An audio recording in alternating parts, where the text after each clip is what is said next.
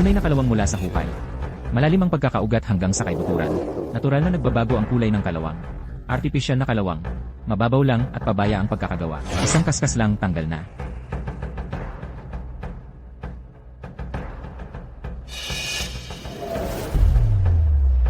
Kalawang mula sa hukay na may lupa. Patina ng kalawang. Magkahalong kumakalat ang kalawang at patina. Artipisyal na kalawang. Kulang sa lalim at patong ang pagkakalat.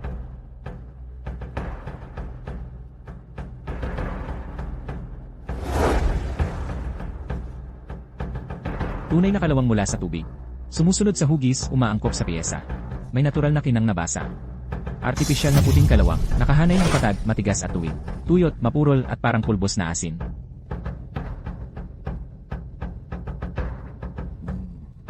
Ano ba ang tunay na husay sa paggawa? Ang tunay na husay sa paggawa.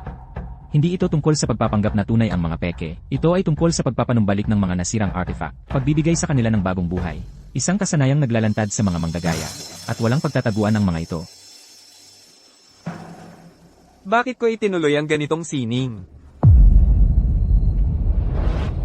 Ang aking ama ay isang dalubhasa sa larangang ito. Noong ako ay 10 taong gulang. Binugbog siya ng husto, at iniwan sa harap ko, parang isang bunton ng basura. Hindi ko alam kung ano, ang pinasukan ng aking ama. Ngunit sigurado ako, na may kinalaman ito sa sining.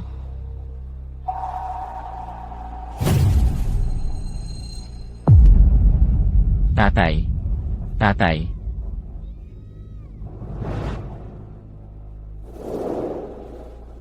Sinimulan kong pag-aralan ang mga kasanayang ito, upang mapasok ang mundong ito, dahil sa isang dahilan, upang malaman kung sino ang nasa likod ng pagkamatay ng aking ama. At dalhin sila sa hustisya. Pinagsasama-sama ng sining na ito, ang pagpapatotoo, pagtuklas ng mga peke, pagpapanumbalik, pagkopya, at iba pa. Nahahati ito sa 3 paaralan at 6 na sangay. Kapag nakapasok ka na, bahagi ka na ng eksena. Isang maling pag-iisip, nasa langit ka na. Isa pa, nahulog ka sa impyerno.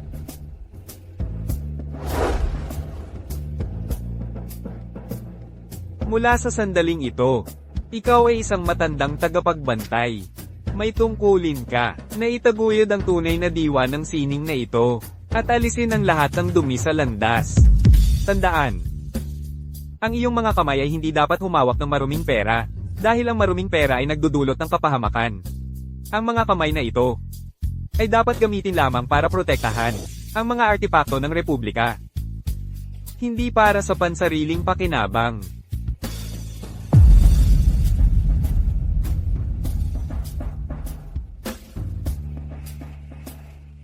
Mula ng araw na yon, ako ay naging isang matandang tagapagbantay sa landas na ito.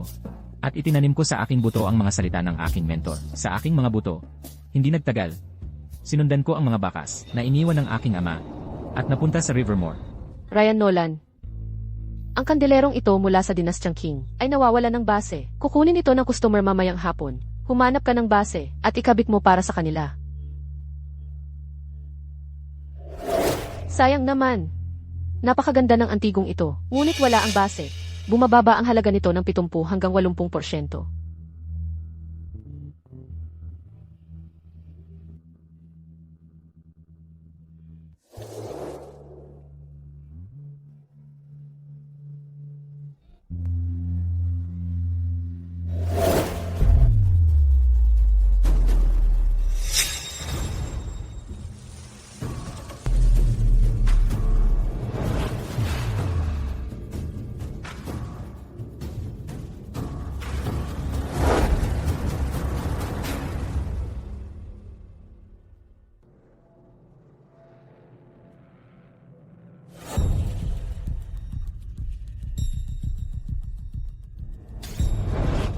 Patina ay lumana, natural ang kulay ng kalawang.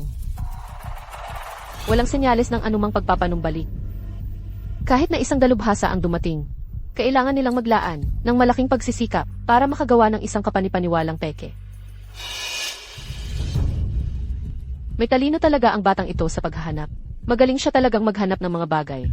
Nahukay niya ang isa pang kandilero ng tindahan. Harper, may masamang balita. Ang tansong kaldero ng customer sa imbakan ay may basag. Itong perpektong kalderong tanso. Paano nagkaroon ng bitak? May nagpadalos-dalos siguro, nagpasikot-sikot para pag-aralan ito, tapos nahulog at nabasa. Yan na nga siguro. Paano natin ito ipapaliwanag sa kliyente? Paul Barrett.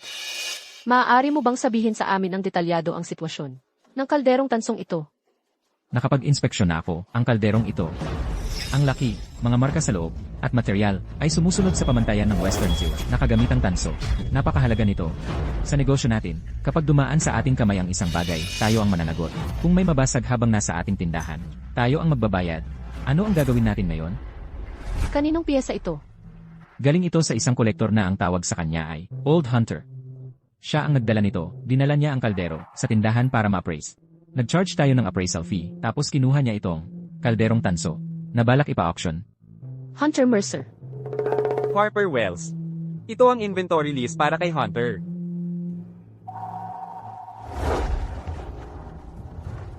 Siya nga. Harper, kilala mo ba siya? Isa sa mga master, si Hunter Mercer, may palayaw na ghost hand. Hunter Mercer. May nakatingin sa atin. Harper, ano ba ang pakay ni Hunter? Mercer. Sa mundo ng craft, may 3 paaralan. Ang form school, mga dalubhasa sa tumpak na molde, na gumagaya sa hugis ng mga artifact. Ang color school, mga eksperto sa artificial na pagpapagulang. At ang old school, dalubhasa, sa pagwawasak ng hangganan ng totoo at peke sa pamamagitan ng malikhaing pag-iisip. Si Hunter Mercer ay master sa mga master. Ang kanyang kasanayan ay pangalawa. Sa wala, anumang tindahan ang kanyang tinutukan. Ay napunta sa pagkabangkarote sa huli. Bakit niya ginagawa yan? Kung saan may kita, doon may kompetisyon. Gusto kontrolin ni Hunter Mercer ang antiques trade ng Rivermore. Kaya syempre gusto niya akong kunin. Pero dahil ayaw kong makipagtulungan, naging tinik na ako sa kanyang tagiliran. Harper, huwag kang makinig sa kanila. Kung ako ang tatanungin mo, sinasadya kanyang targetin.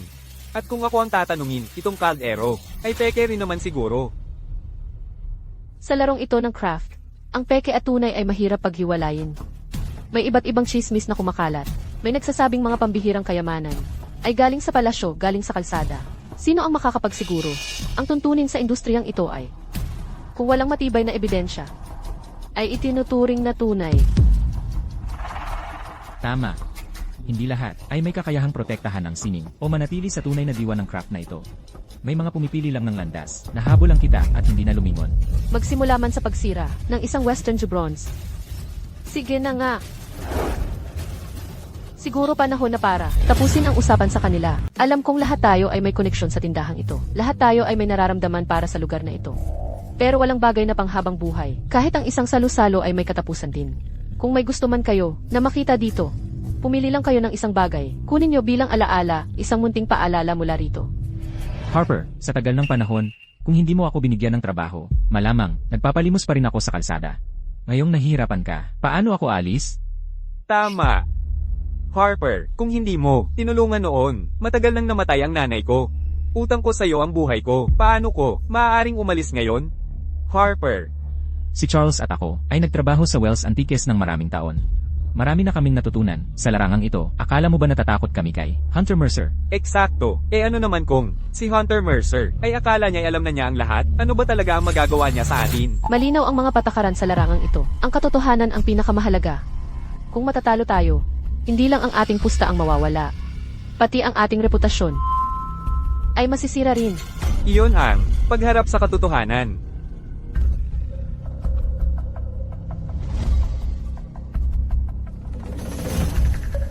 Tunay na porselelang asul at puti, dinastyang Yuan, Peke. Porselelang enamel, dinastyang King, Huad. Estatwa ng Badha, dinastyang Han, tunay. Pero sayang, hindi gaanong mahalaga.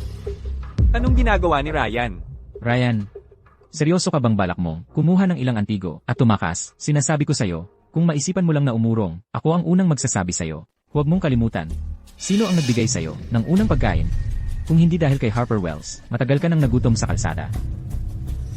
Bilisan mo, alis ka na. Hindi na namin kailangan ng dagdag na apprentice dito. Hindi mo ba nakikita na abala kami ngayon? Umalis ka na lang, huwag kang makahadlang.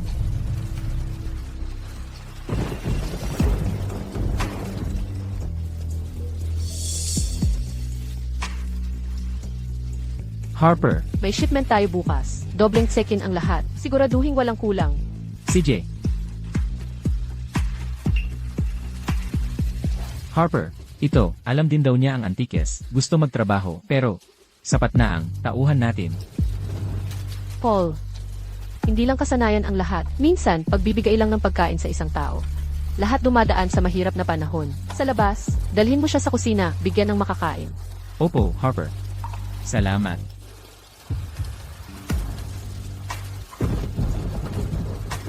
Hoy bata, swerte mo, nakilala mo si Harper. Sumunod ka sa akin mula ngayon.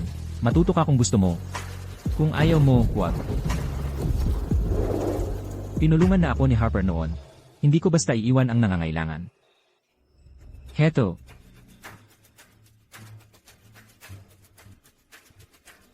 Baryang kicks ang tumbao mula sa dinastyang Qin. Isa lang ang ganito.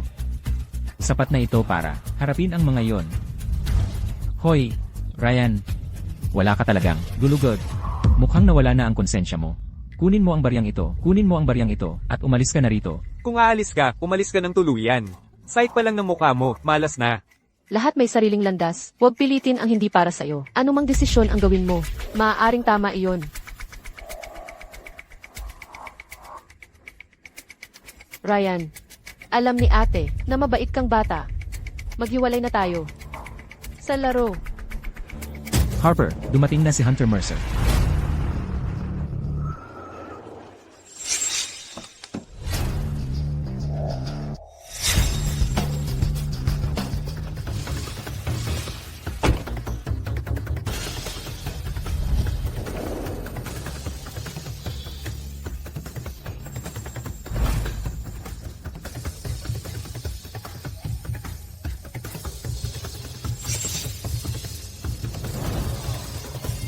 Harper Wells. Lahat ng mga taong lumipas. Hawak mo pa rin ang sira-sirang tindahang ito, at wala kang pinag-unlad.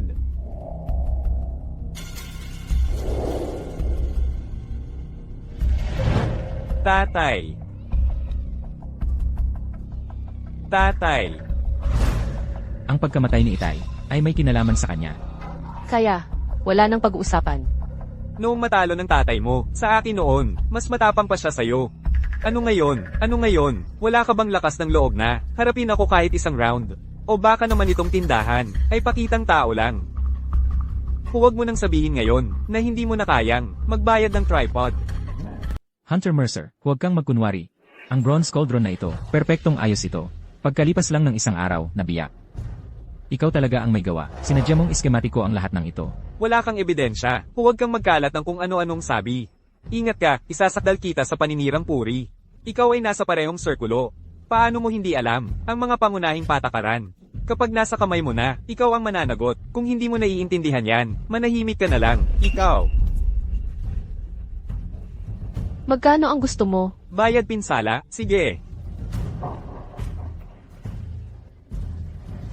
Harper Wells, ang bronze cauldron na ito, pinabili ko ito bilang isang natatanging piyesa mula sa ibang bansa. Halaga sa merkado, 12 milyon man lang. 12 milyon? Nababaliw ka ba? Mukhang wala ka ng pera, ginugulangan mo lang ako. Makinig ka sa akin, nagsaliksik ako. Noong nakaraang buwan, ang isang katulad na cauldron sa subasta ay nabenta lang sa 8 milyon at nangahas ka pang humingi ng 12. Dagdag pa, ang cauldron na ito, may mga marka ng pagkumpuni ang mga tenga. Ang inscription sa base ay may depekto. Kung ako ang tatanungin, ang cauldron na ito ay nagkakahalaga lang siguro ng 5 milyon. Fisher, ikaw. Noong nasa Market Row, igasgas mo pang tinawag ang isang replika mula sa panahon ng Republika bilang piyesang imperial ng Kangxi. At sa tingin mo'y makakapag-usap ka ng presyo? At ikaw, noong nakaraang taon sinubukan mong patunayan ang isang lumang painting. Pero ang nangyari, tinawag mong colletype, ang isang print. Sinira mo ang pagsasama ng isang mag-asawa. Naghiwalay sila dahil dyan. Paano ka nakakatayo rito ng walang biya? Ikaw.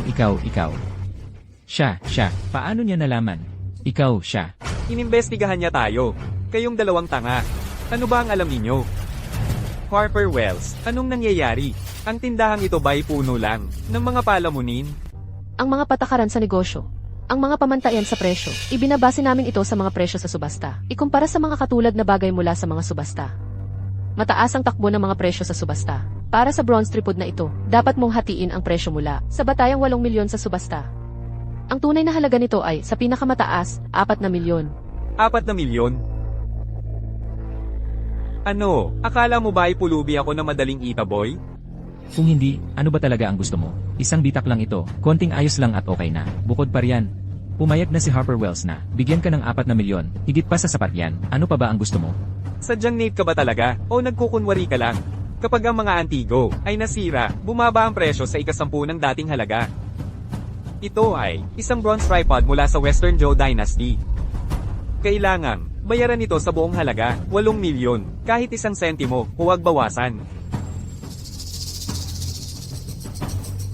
May kakaiba rito. Sa itsura ng maliit na tindahang ito, lahat ng basurang ito na pinagsama-sama ay malamang hindi aabot sa 8 milyon. Pero hindi ba't itong maliit kong tindahan, ang matagal mo nang gustong pasukin? Ito ang kasunduan. Ilipat mo sa akin ang tindahan. At saka samahan mo ako sa loob ng ilang taon. Basta't maayos ang trato mo sa akin, at mapasaya mo ako. Magiging patas na tayo. Ano sa tingin mo? Walang hiya. Kaya ayaw mo? Siguro ay yun na yun. Aayusin natin ito sa lumang paraan. Magbayad ka. Harper. Malinaw na ito ay isang panlalansi ni Hunter Mercer. Dapat tayong manindigan. Hindi tayo magbabayad ng kahit 1 sentimo. Tingnan natin kung ano ang hawak niya sa atin. Gusto mong magloko, ha? Paul Barrett. Sa larangang ito, una ang katapatan, pangalawa ang pagiging tapat. Kung wala ang dalawang yan, sino ang makikipagnegosyo sa'yo? Iminumungkahi kong, umalis ka na sa Rivermore. At magbenta na lang ng patatas sa inyo. Hindi makausad. Hindi makauwi. Natigil lang tayo dito.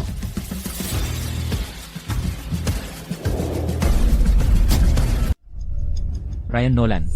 Bakit ba saan ako pumunta, nakikita kita? Umalis ka nga dyan. Lalo na sa panahong ganito, kung may mababasag ka ulit. Harper Wells, ang siyang magbabayad ng mas malaki. Ryan Nolan. Marami ng problema si Harper. Isa ka lang namang katulong, bakit ka pa nanggugulo dito? Isa ka lang namang apprentice. Akala mo ba eksperto ka na? Seryoso, maraming profesional ang nagsuri na nito, imposibleng fake ito. Kung gusto mong magpasikat, pumili ka naman ng tamang panahon. Nagpapatawa ka lang. Ryan Nolan. Ate, alam kong gusto mong subukan ito. Gusto kitang tulungan. Pero sa sitwasyong ito, hindi ako ang kailangan mo. Umalis ka dyan. Isang baguhang apprentice, ang gustong magyabang ng kanyang kakayahan. Balak mo bang utusan? Ang mga eksperto ngayon, Sige, wala namang ibang narito, ang karapat-dapat sa sweldo nila. Tara, baguhan. Pakinggan natin ang sasabihin mo. Kung kaya mo talagang magbigay ng matibay na ebidensya. Babawasan ko ang presyo ng 1 milyon. Ngunit kung hindi mo kaya, huwag kang magalit kung lulupigin ko. Ikaw at ang iyong pride. Ryan Nolan, umalis ka na dyan. Huwag kang magpahiya sa harap ng lahat. Sige na. Hayaan niyo akong tingnan ulit. Hindi pwede. Bakit hindi ka makinig sa sinasabi sa'yo?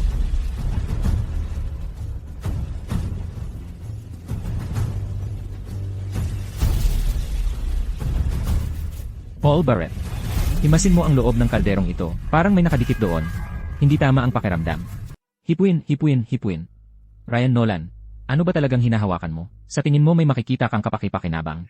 Sandali, bata. Ano ba? Sobrang aktibo ka lang ba o ano? Sa totoo lang, makita ko lang siya, sumasama na ang loob ko. Pwede ba, tumigil ka nga sa paggulo? Paul Barrett, halika rito at tingnan mo ito. Itong batang ito. May nakita ba talaga siya? Paul Barrett. Tingnan mo. Sinasabi ko sa'yo, bata, matigas ang ulo mo parang mula. Pakialam dito, pakialam doon. Ano ba talaga ang gusto mong mangyari? Hindi talaga ako naniniwala. Ito. Ito ay. Ginoong Barrett, ano ang nangyayari? Ito. May linya ng molde dito sa loob. Ano? Linya ng molde? Hindi tama ang itsura ng linyang iyon ng molde. Ang mga kaldero ng Kanluraning Zoo ay gumamit ng nahati o split na molde, kaya dapat pahilis ang linya ng molde. Pero ang linya ng molde sa loob nitong kaldero ay tuwid. Meron nga talagang linya ng molde, at siguradong tuwid ito. Malinaw na ito ay isang gawa ng dinastiyang Song. Na imitasyon ng isang piyesa ng dinastiyang Zhou. Muntik na tayong maloko nito. Kita mo, may kakaiba nga, pero hindi ko malaman kung ano. Ngayon ay kumpirmado na, ito ay isang kopya mula sa dinastiyang Song. Ang mga imitasyong tansong ito mula sa panahon ng Song ay nagkakahalaga sa pinakamataas ng higit sa 1,000,000 lang.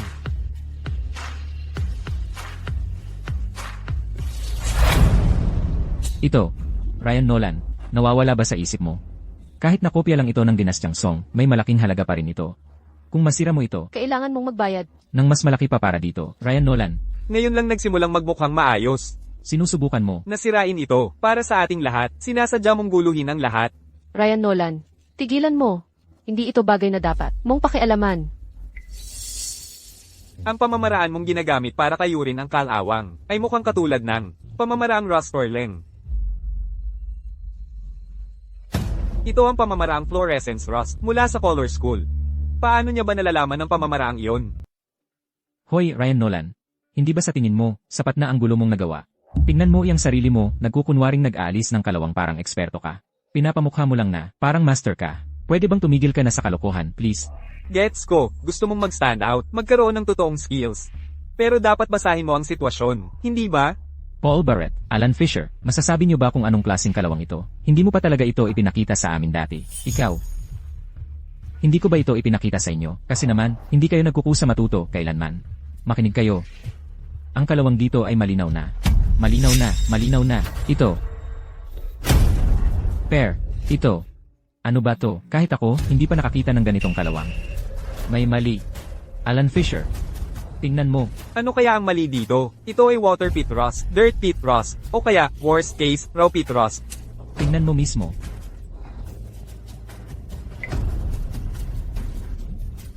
Ito. Parang mali ang itsura. Bakit naman mali ang itsura? May problema ba? May kulay asul lila. Gets ko na. Gets ko na ngayon. Hindi ito kalawang. Ito ay electrolytic copper. Oo, yun nga. Noong gumawa sila ng mga kopya ng Song Dynasty, gumamit sila ng lumang tanso, pero ang kaldero mo ay gawa sa modernong electrolytic copper. At mayroon pang halong zinc. Kaya naman pala, sa ilaw, may asul lilang kintab. Kasalanan ko ito lahat. Bakit ba ako? Naging masyadong maingat, dapat mas pinagigihan ko ang pagtanggal ng kalawang. Ang mga nakaukit sa ilalim ay laser engraved. Kung hahawakan mo talaga, may natitira pang mga metal shavings sa loob ng mga ukit. Kaya. Peke ang bagay na ito. M. Mercer.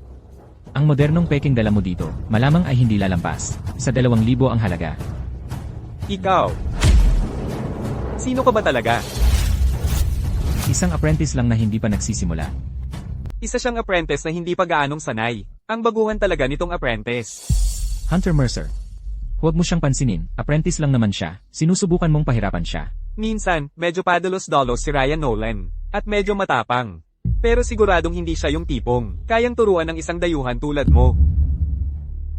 Ang bata mo. Apprentice ka lang ba talaga? Ang sabi-sabi, itong si Ryan Nolan ay dumating sa tindahan 3 buwan na ang nakalipas. Trabaho lang sa bodega. Madalas, tahimik lang siya at hindi masyadong nakikihalubilo. Sa totoo lang, apprentice lang talaga siya. Sige, naiintindihan ko na. Mukhang nag-isip ako ng masyado. Maswerte lang talaga siya, kumpara sa iba. Ryan Nolan, salamat sa iyo ngayong araw. Kahit ano pa ang mangyari, tinulungan mo ako. Hindi ko ito makakalimutan, aalagaan kita. Pero, huwag kang gumawa ng gulo para kina Paul Barrett at sa iba pagkatapos nito. Sige, sige. Mukhang swerte kayo ngayong araw. Itong bronze na kaldero ng Kanluran Ninjo. Hindi mo na kailangang bayaran ako. Pero huwag kayong masyadong magalak. Hindi pa ito tapos. Kung nagpapatakbo ka ng tindahan ng Antigo, matapang ka bang makipaglaro sa akin? Gusto mong subukan ng iyong kakayahan at kilalanin ng tunay sa peke?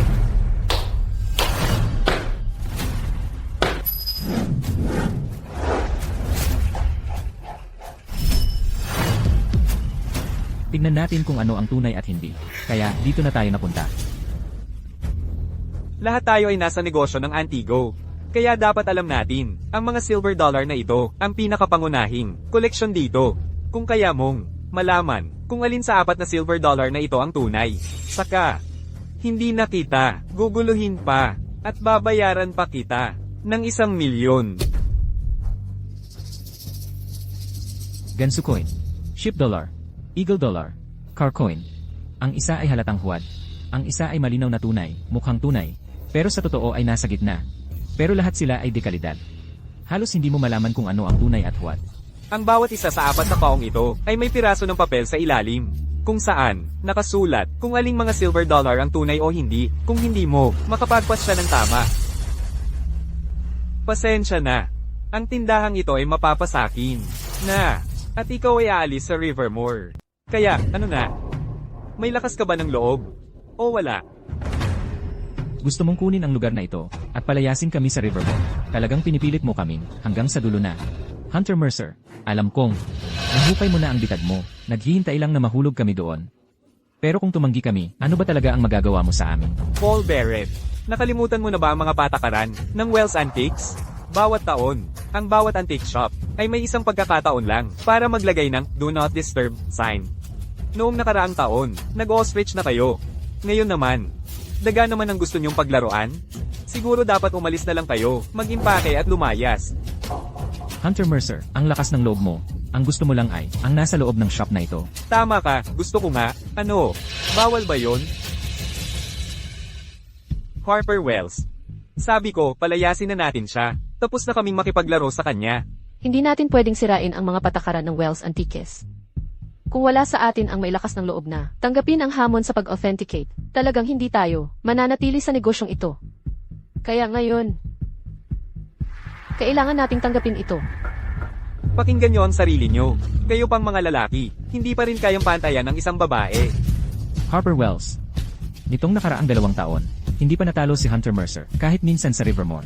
Kapag nakipagtunggali tayo sa kanya, naghahanap lang tayo ng problema. Oo, nadapa na kami sa mga bronze na yon. Kung hahamunin natin siya ulit, baka mahulog lang tayo ulit sa bitag niya. Pero ang shop na ito ay pamana ng tatay ko.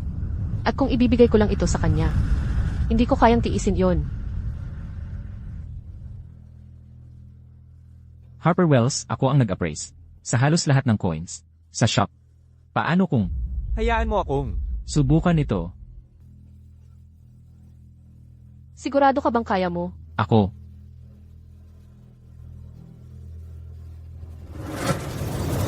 Tingnan niyo ang lugar na ito. Wala ni isang tao ang may lakas ng loob na tumayo at magsabi kung ano ang tunay at peke. Bukod sa duwag na boss, wala rin ba sa inyo ang may lakas ng loob? Mas gusto niyong sumunod sa isang babae. Kahit may lakas ka ng loob ngayon, sa huli, mawawalan ka rin yan. Harper Wells. Paano kung ako na ang sumubok? Ryan Nolan, ano na naman ang pakay mo ngayon? Swertihan lang kanina. Kaya mo nakita ang depekto, sa kawaling tanso na yon. Hindi mo asahang laging, ganyan ang swerte mo. Ano sa tingin mo kami? Isa ka lang baguhan. Kung ikaw ang mag-authenticate ng mga bagay, tatawanan ka lang ng mga tao. Paul Barrett, Alan Fisher. Medyo kumpiyansa ako dito.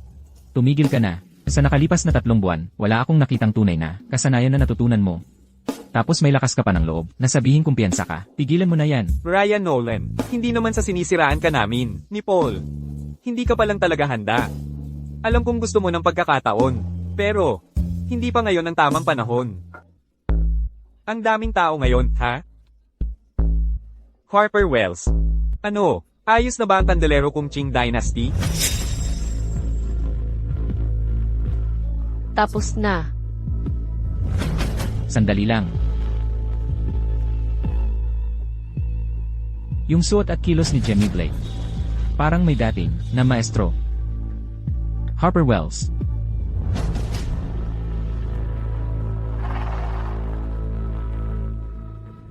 Tama, ito ang kandelero ko. Makikita mo pa rin ang marka mula nang nabasag ito. Hindi ito yung isa pang kandilero mula sa tindahan. Harper Wells. Ang galing talaga ng mga tauhan mo sa ginagawa nila. Ang pagkakagawa nitong base, napakaganda. Kung hindi mo titignan ng mabuti, hindi mo talaga mapapansin. Si Ryan Nolan ang nag-ayos. Harper Wells, pwede ba akong sumubok sa authentication? Ngayong pagkakataon? Oy, Ryan Nolan, bakit ang tigas ng ulo mo parang mula? Ilang beses na ba kitang sinabihan? Tigilan mo na ang paggulo. Paul Barrett. Sa tingin ko, dapat bigyan natin ng pagkakataon si Ryan Nolan. Harper Wells, ano bang sinasabi mo? Ang sinasabi ko, hayaan mong subukan ni Ryan Nolan.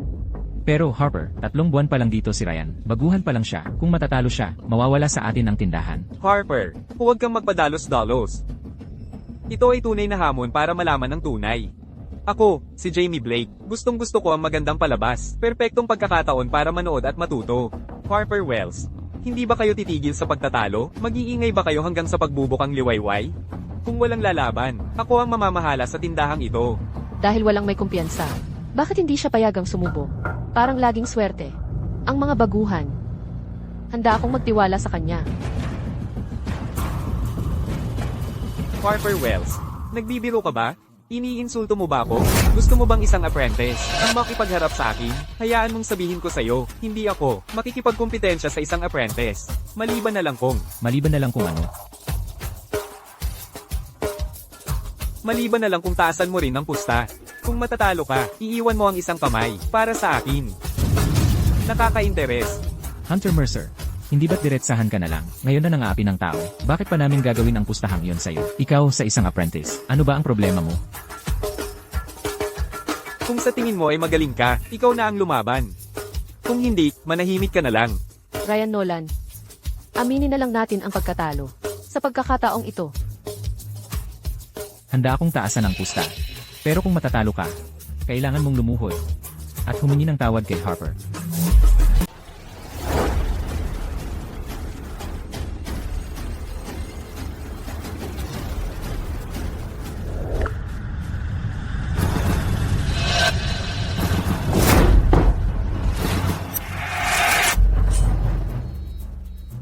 Tingnan mo, pansinin mo ang kalagayan ng silver coin, ang patina, ang mga ngipin sa gilid, ang tipo, ang estilo ng disenyo.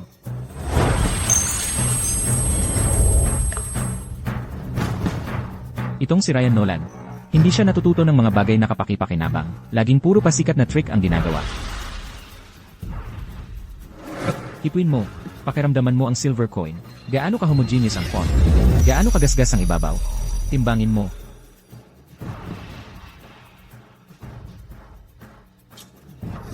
Sa palad niyang iyon, sapat ba ang pagiging sensitibo ng kanyang mga daliri? At nakasuot pa siya ng guwantes. Ngayong pagkakataon, sobra-sobra na talaga ang pagpapahalaga ni Ryan Nolan sa sarili niya. Pakinggan mo. Alamin kung luma ang silver coin. Tingnan kung may butas o bitak.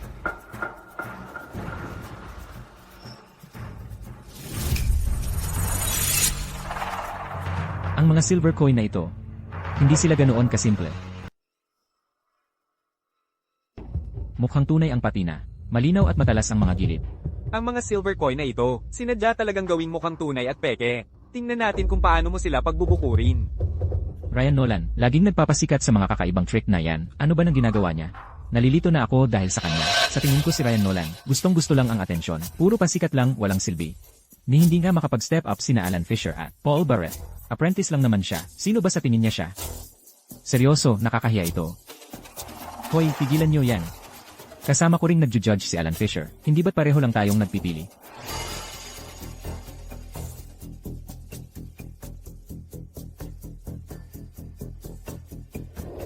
Paul Barrett. Ano sa tingin mo?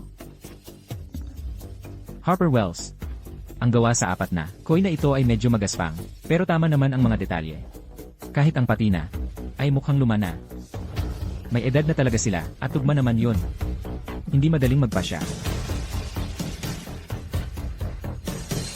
Bata, okay lang kung hindi mo makuha. Pero huwag mong sasaktan yung Gansu coin. Malaki ang halaga niyan. Kasantas ng isang bahay ang halaga niyan. At itong sheep dollar na walang ibon, mukhang walang halaga, may mga gasgas, parang sinadya para mukhang luma. Sa totoo lang, peke ito. Ay nako, hindi mapili ni Ryan Nolan. Kung alin ang tunay. Nagpapalipas oras na lang siya. Sabi ko sa inyo, hindi dapat binigyan ng spotlight si Ryan Nolan. Tingnan mo, talagang nagkakamali siya ngayon. Bata, tigilan mo na ang pag-aatubili. Sige na, gawin mo na. Anak, saan napunta ang lahat ng tiwalang? Meron ka kanina? O talaga bang? Swerte lang ang dahilan kung bakit ka umaasenso. Tol, wala ka pang alam. Ni hindi ka makapili sa apat na opsyon. Bumalik ka na lang, at magpatuloy bilang isang apprentice. Naubos na ang swerte ng batang ito. Tuwing oras na ng desisyon, nag-aalanganin lang siya. Sakit sa ulo. Delikado. Nawawalan na ng pampausura si Ryan Nolan. Malapit nang mabuko ang pagkakakilanlan niya. Ito ay hindi makakatulong sa kahit ano. Ang pagkilala sa tunay ay isa ring laban sa isipan. Sinasadya ni Hunter Mercer na gamitin ang mga salita para sirain ang loob niya. Ginugulo ang aking paghuhusga.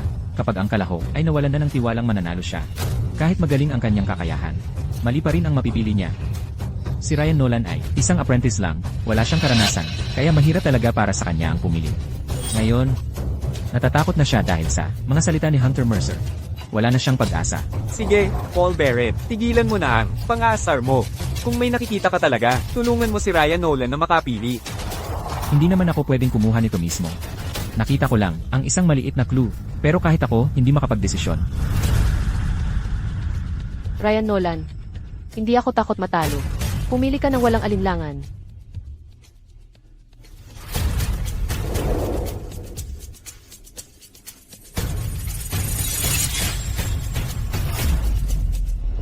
Ang pipiliin ko. Ryan Nolan, huminto ka dyan. Kahit anong gawin mo, huwag mong piliin yung Eagle Dollar. Halatang peke yan. Anong ibig mong sabihin? Halatang peke. Ryan Nolan, ay lapag mo yan ngayon din. Mamili ulit tayo, simulan natin mula sa wala. Ryan Nolan. Ang barya na ito. Mukhang medyo makinis, maganda rin ang kondisyon. Mukhang nilinis na ito dati. Pero fake ito, sinasadyang kinuskus nila ito ng mga kemikal. Ganon nila ginawa para magmukhang nahugasan. Oo. Tama ka.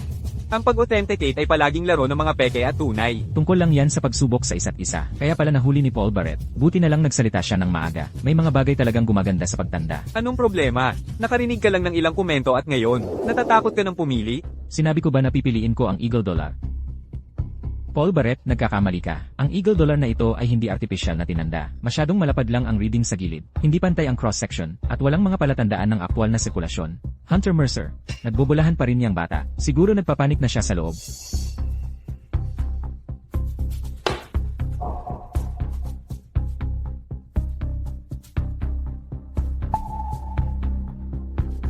Ryan Nolan, kailangan mo talagang makinig sa akin. Huwag mo ring piliin yung junk ship dollar. Halatang peke rin yan. Walang ibon dito, at hindi pa tumutugma ang petsa, Republic Year 23, hindi nagkakatugma ang mga detalye.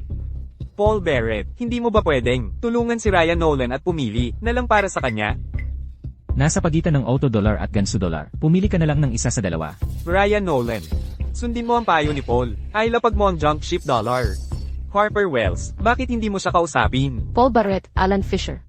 Pinipili ko pa ring magtiwala kay Ryan Nolan dito. Tang ina, mukhang ikaw ay kulang-kulang pa rin. Natatakot kang magdesisyon, palaging nagpapalit-palit. Sinabi ko ba? Napipiliin ko ang junk ship dollar. Paul Barrett, mali ka tungkol dito. Ang mga junk ship dollar mula year 23 na walang ibon ay hindi gaanong bihira. Ang junk ship dollar lang na ito ay mali ang timbang.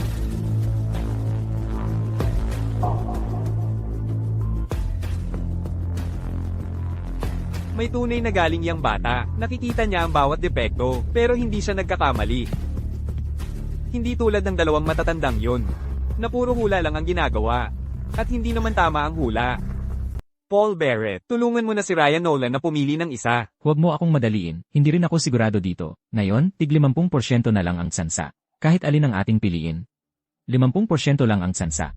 Pero, mas gusto ko ang barya ng kotse na ito. Ang kondisyon ay mas mukhang tunay para sa akin.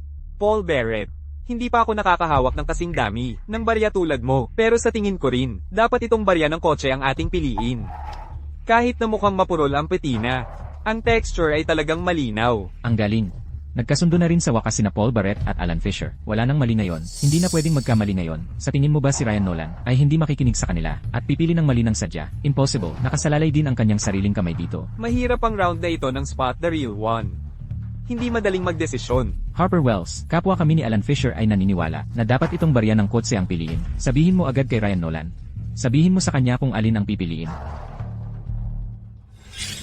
Tama. Iyon ang aking kandelero. Nandito pa rin ang aking gasgas. Ryan Nolan, sige na at pumili ka. Sandali, Harper Wells, ano ba ang problema mo? Hayaan mo na. Hayaan na lang natin sa tadhana. Pumili ka na. Sige na, bilisan mo at pumili ka. Natatakot ka ba, bata? Ginagawa mo itong matagal ng sadya para bumili ng oras. Paano mo gusto akong pumili? Pumili ka na lang ng kahit alin. Kahit alin sa apat na silver dollar na ito ang aking piliin, walang paraan para mapili ang tunay. Dahil, lahat ng ito ay peke. Ang spot the real one na ito ay walang patutunguhan. Isang bitat. Kung ganito ang sitwasyon, ako na ang magpapasira nito. Batang hamak ka, ang pagiging pasikat mo, naghahanap ka lang ng gulo, tigil na sa pagpapatagal. Lahat ng apat ay peke. Maghanda ka na lang na matalo. CJ, dahil sabik ka na matalo, gagawin ko yan para sa'yo. Ang pipiliin ko,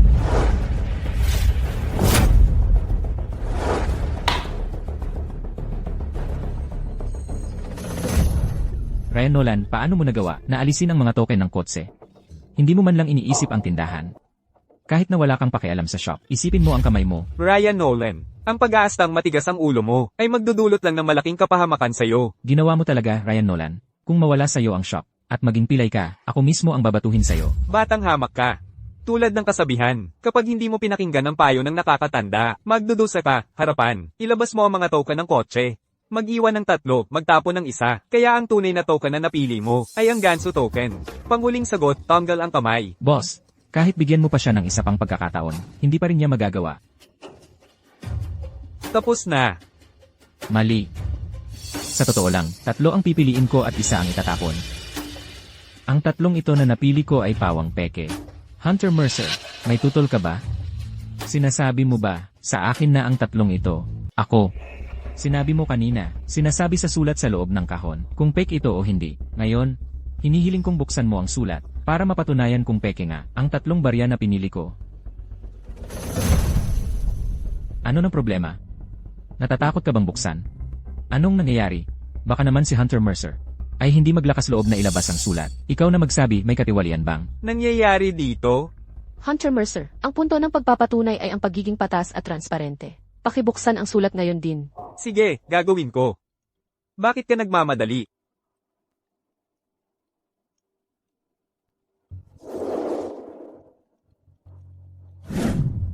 Tulad ng inaasahan natin, peke nga talaga ang Eagle dollar na ito.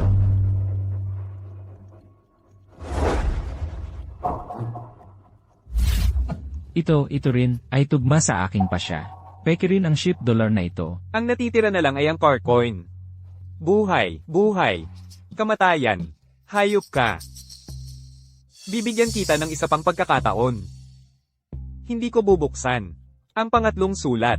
Dito na lang tayo tumigil, walang talo sa atin. Ano sa tingin mo? Harper Wells, hindi naman masama ang mungkahi niya. Ma'am, kung ganoon, hindi lang natin mapapanatili ang ating tindahan, maliligtas pa natin. Ang kamay ni Ryan Nolan. Pero paano kung tumanggi ako? Paano kung tumanggi ako? Ryan Nolan, huwag mong idamay ang lahat sa'yo. Ligtas na ang tindahan ni Harper Wells. Ngayon, hindi ka mawawalan ng kamay, at may makakain pa rin tayo. Bakit mo ba ginagawa ito? Ryan Nolan, hindi ba pwedeng, huwag kang magpakaiba sa panahong ganito? Dumarating ang swerte minsan o 2 beses, hindi laging nasa panig mo, ikaw. Bibigyan mo ako ng atake sa puso sa stress. Ryan Nolan, lagi kitang pinaniniwalaan.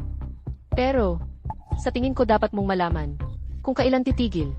Hindi mahuhulaan ang buhay. Mas mabuting mag-ingat. Ano ang masasabi mo, bata? Narinig mo ba? Lahat ay sang-ayon. Itigil na natin dito. Hindi ko nakikita ang anumang pangangailangan na ipagpatuloy ang pagpapatunay na ito. Wala bang ibang nag-iisip na kakaiba ito? Kung siya, si Hunter Mercer, ay siguradong mananalo. Bakit siya atras? Lahat ay patas sa digmaan. Ryan Nolan, sa totoo lang, hindi ko akalain na sulit ang panganib. Talagang niloloko ka niya. Lahat ay patas sa digmaan. Sigurado ka bang gusto mong magpatuloy? Sige. Tanungin natin si Harper Wells kung handa siyang isugal ang kanyang tindahan para sa'yo. Kung hindi siya papayag, wala ka namang pusta. Ano pa ang saysay? Kalimutan mo na. Pustahan? Meron ako.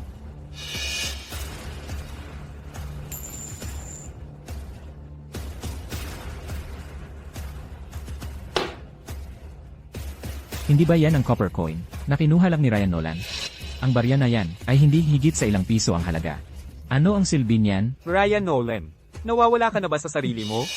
Ito ay isang kiksang tumbao mother coin mula sa Qing Dynasty, isa lang ito sa mundo. Ang halaga sa merkado ay mahigit 1 milyon. Ngayon, gagamitin ko ito. Bilang kapalit ng Wells Antique sa pustahan, gawin itong bagong pusta. Para ipagpatuloy ang paligsahan sa pagpapatunay. Ano? Isang mother coin na nag-iisa at nagkakahalaga ng 1,000,000? Ikaw, paano mo nalalaman ang lahat ng ito? Imposible. Ang Shishyang tumbaw na yan ay inilabas lamang sa loob ng 1 buwan sa panahon ng Qing Dynasty. Halos wala nang umiikot. Kahit na meron, ito ay mula sa panahon ng Republika o modernong kopya. Paano napunta sa ating tindahan ang isang mother coin na ganoon? Huwag mo akong pagsalitaan ng mother coin. Kung sabihin mong tunay, biglang magiging tunay? Pwede mo itong suriin. Hindi ako titingin, wala akong oras para dyan. Kung hindi mo titingnan, ako na lang. Senior. Hunter Mercer, kung ayaw mong tingnan, ako na ang titingin para sa'yo. Bilang dating dalubhasa sa larangang ito, karapat-dapat naman siguro akong gumawa nito, di ba? Jamie Blake, ikaw at ako, laging hindi nakikialam sa isa't isa. Sigurado ka bang gusto mong makisali dito? Anong klaseng usapan yan? Bilang isang dalubhasa, sinisiyasat ko lang ang isang sinaunang barya. Ano, bawal din ba yon? Si Jamie ba ay isa sa mga dating dalubhasa? Kaya pala laging nag-iisa. Hayaan mong sabihin ko sa'yo, ang titulong dalubhasa ay kasaysayan na. Huwag mo nang gamitin yan para takutin ako. Ako ay wala na. Ako ay retirado na sa mga dating dalubhasa. Ngunit ang reputasyon ay nananatili at sa larangang ito, sino ang hindi kikilala sa akin? Ikaw.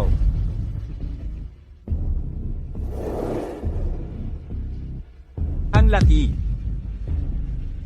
Matalas ang mga guhit parang talam. Tunay ito. Tunay nga ito. Hindi ko inakala na ako, si Jamie Blake, ay mabubuhay para makita ang tunay na bagay, Shishyang tumbaw. Tunay ito. Ano, tunay nga ito. Paano kaya nangyari yun? Ang Shishyang tumbaw na ito ay nasa aming tindahan ng ilang taon at walang nagbigay pansin dito. Tunay nga pala ito. At si Ryan Nolan ang nakakuha ng malaking tuklas dito. Maaari kayang, si Ryan Nolan, ay talagang, isang swertero. Si Ryan Nolan ba ay talagang isang apprentice lang?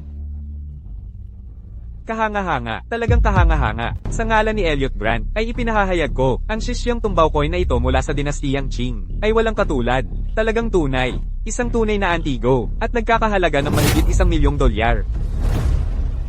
Tapos na.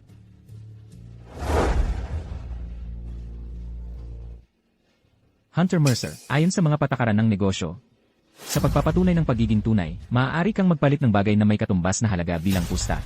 Ngayon, gagamitin ko ang Shishyang tumbaw coin na ito para palitan ang tindahan ni Harper Wells bilang aking pusta at ipagpatuloy ang hamon sa pagiging tunay sa iyo. Buksan ang ikatlong sobre. Ano ng problema? Natatakot kang buksan. Kung hindi mo ito bubuksan, ibig sabihin ay talo ka. Kailangan mong magbayad ng 1,000,000. Gago ka. Sinasadya mo ba ito? Nananatili lang ako sa katotohanan ng kung ano ang tunay. Hunter Mercer, paulit-ulit mo na itong pinapatagal.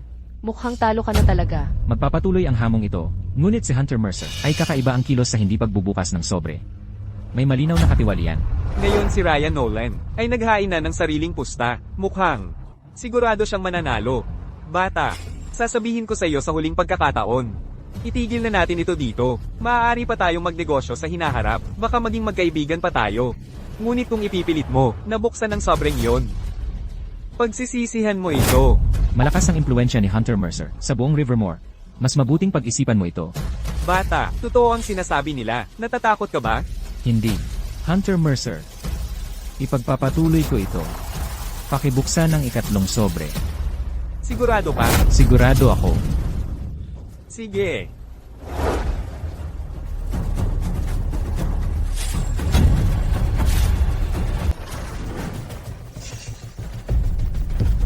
Fake.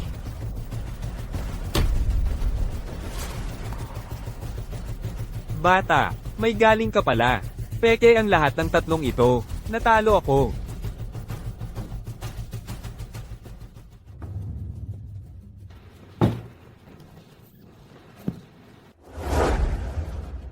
Ang daming pera. Pere, talagang swerte mo. Hayop kang bata ka.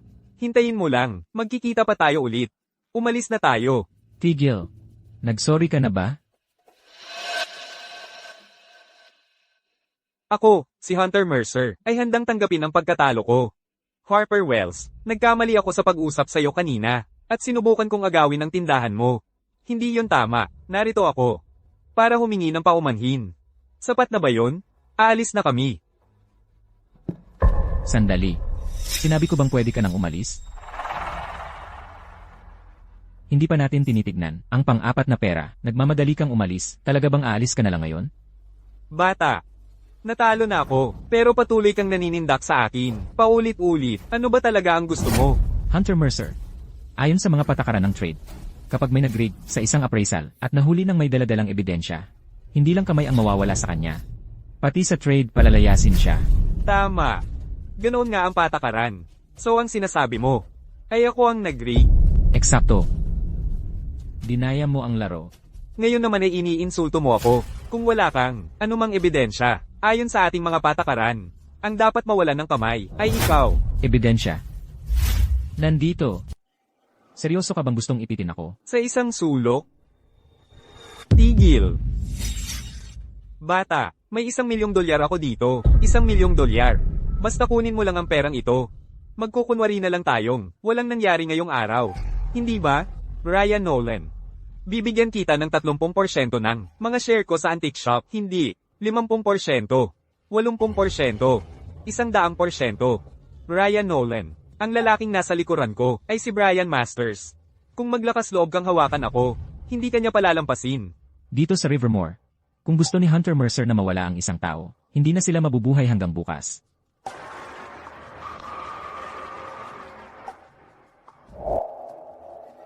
Ang hustisya sa puso ko ang nagsasabi sa akin na hindi ko dapat pahintulutan ang sinuman na gamitin ang sining para gumawa ng masama o humabol sa maruming pera. Mga peke. Ang 4 na barya ng tansong ito ay pawang mga peke. Itong si Hunter Mercer, isinapalaran niya ito bilang bitag na ikamamatay mula pa sa simula. Buti na lang at si Ryan Nolan ay nakita ang lahat ng ito. Kung hindi, Hindi natin malalaman kung paano tayo namatay. Ang mga taong ganito ay walang hiya, kaya naman pala hindi siya natalo. Kahit minsan itong nakaraang mga taon, isa siyang lason sa sining sa totoo lang. Noon, natalo ng tatay ko sa iyo. Iyon ba ay, isa na naman sa iyong mga panlilinlang? hindi. Hindi ko ginawa iyon. Tumatakbo ka pa rin ha, bumalik ka rito. Para sa isang mandaraya, mawalan ka ng kamay. Hindi, pakiusap. Ryan Nolan, bigyan mo na lang ako ng isa pang pagkakataon. Huwag mong sirain ang kamay ko. Ryan Nolan, Dahil tayo ay magkakasama sa sining. Patawarin mo ako ngayong pagkakataong ito. Isang beses lang. Ibabalik ko lahat ng aking pag-aari. Lahat ng aking mga koleksyon. Ibabalik ko ang lahat. Pakiusap, bigyan mo ako ng isa pang pagkakataon. Elliot Grant, ang salita mo, ang batas sa negosyong ito. Sa trabahong ito, sumusunod tayo sa mga patakaran. At iginagalang natin ang hustisya. Ryan Nolan. Pabulahin mo siya para isuka ang ninakaw na pera. Palayasin mo siya sa Rivermore. Huwag nang payagang bumalik sa trabaho. Ano sa tingin mo? Elliot Grant, lagi akong tumatayo para sa tama sa ating larangan. Dahil ikaw ang nagtanong. Siyempre, ayos lang. Tumigil ka dyan. Yung puting bulaklak sa jacket mo, ano ang ibig sabihin yan? Ito ang White Bloom Society. Si Brian Masters ang presidente. 10 taon na ang nakalipas. Riverfield, Ikaw yung bata noon. magsalita ka. Sino ang nagsabi sa inyo na gawin ito? Hindi ko alam. Narinig ko lang na yung buong pangyayari ay may kinalaman sa isang batch ng Tang Ceramics. Tama, si Brian Masters. Siya ang dapat nakakaalam ng totoo. Itong si Ryan Nolan. May kwento talaga sa likod niya. CJ, saan ko mahahanap si Brian Masters? Yung lalaking yun, palagi siyang nagpapakita at nawawala. Ako, sa totoo lang, wala akong ideya. Ryan Nolan. May narinig na rin ako tungkol dito. Hindi naman talaga, kasali si Hunter Mercer. Kung gusto mong makinig, ng higit pa tungkol, kay Brian Masters. May lakas ka bang sumama sa akin? Saan? Sa kanlurang bahagi ng bayan. Stoneleaf Gallery. May magaganap na, espesyal na paligsahan ng pagiging tunay doon. Karamihan sa mga kalahok ay mula sa White Bloom Society.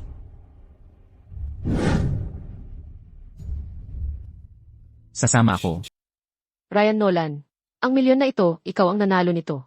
Sa iyo ito.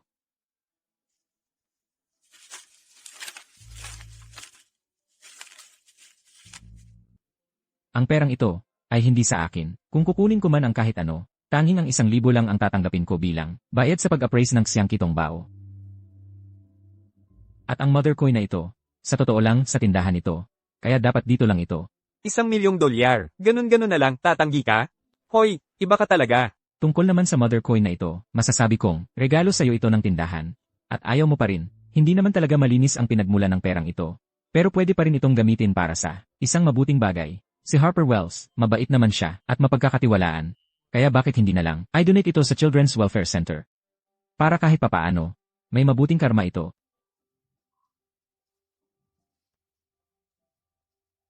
Ang milyon na ito, pwede mong tanggihan. Pero ang 30,000 ito, kailangan mong tanggapin. Ito ang sahod mo, at bonus sa nakaraang ilang buwan. Ako mismo ang nagbibigay nito sa iyo. Walang kinalaman dito si Hunter Mercer. Harper Wells. Pinanatili mong ligtas ang pundasyon ng tindahang ito para sa amin. Walang-wala ang perang ito. Karapat-dapat ka nito. Tama si Harper, kung hindi mo ito kukunin, pahihiyain mo lang kami. Gusto niyang makuha mo ito, kaya kunin mo na, okay? Kapag nasa labas ka, kailangan may pera ka sa bulsa, di ba? Kung ganun. Salamat Harper Wells. Harper Wells pa rin ang tawag mo. Miss Wells ang tawag mo. Miss Wells. Ang bata itong may tapang, may prinsipyo rin, marunong tumindig sa kanyang paninindigan pero marunong din umangkop. Hindi masama. Ryan Nolan. Dati, ako, si Charles Fisher, ay bulag sa tunay na talento. Ikaw ang may tunay na galing at kaalaman. Lahat ng kabalbalang. Sinabi ko noon, huwag mo nang isipin, okay? Medyo naging kampante ako sa seniority ko. Pero ikaw, bata, hindi ka nagpapahalata. Pinag-alala mo kami ng matagal. Ako, sina Paul Barrett, Alan Fisher. Ginawa namin lahat yon para lang. Sa tindahan ni Harper Wells. Huwag na nating pag-usapan pa. Teka, talagang hindi mo dapat kaming tawagin guro. Sa totoo lang, kami dapat ang tumatawag sa iyong guro Ryan. Nga pala, Ryan Nolan. Ano ang plano mo pagkatapos nito? Masyadong maliit ang tindahan ko. Hindi ka kasya, ang isang tulad mo. Pumunta ako sa Rivermore para imbestigahan ang nangyari sa tatay ko nang siya'y pinatay 10 taon na ang nakalilipas. Kailangan kong pumunta sa Stoneleaf Gallery at hanapin ang White Bloom Society. Ang presidente, si Brian Masters, ay malamang na malalim na konektado sa nangyari sa tatay ko. Ang mundo ng sining sa Rivermore ay magulo. Bago ka pa lang sa bayan, malamang hindi mo pa alam ang kalakaran. Samahan na kita. Harper Wells, ang Stoneleaf Gallery ay hindi sumusunod sa patakaran. Masyadong mapanganib doon. Sa ganitong trabaho, bahagi ng laro ang panganib. Bukod pa riyan, malaki ang naitulong sa amin ni Ryan Nolan, sa paraang hindi mababayaran. Hindi ako manonood lang sa tabi. Harper, dapat kong harapin ito ng mag-isa. Ryan Nolan, hindi mo talaga itinuturing si Harper, na parang kasama mo siya. Ako. Ryan Nolan. Tama si Miss Wells. Mas maraming tao ay, mas maraming lakas, at saka, malawak ang network ni Miss Wells, sa mundo ng sining. Talagang makakatulong siya sa'yo. Sige na nga. Oo nga pala, para makilala sa Stoneleaf Gallery, kailangan mo ng isang kahangahangang bagay, para makapasok ka. Maghanda ka. Harper. Pwede bang hiramin yung Wanli, blue and white plum vase mo? CJ.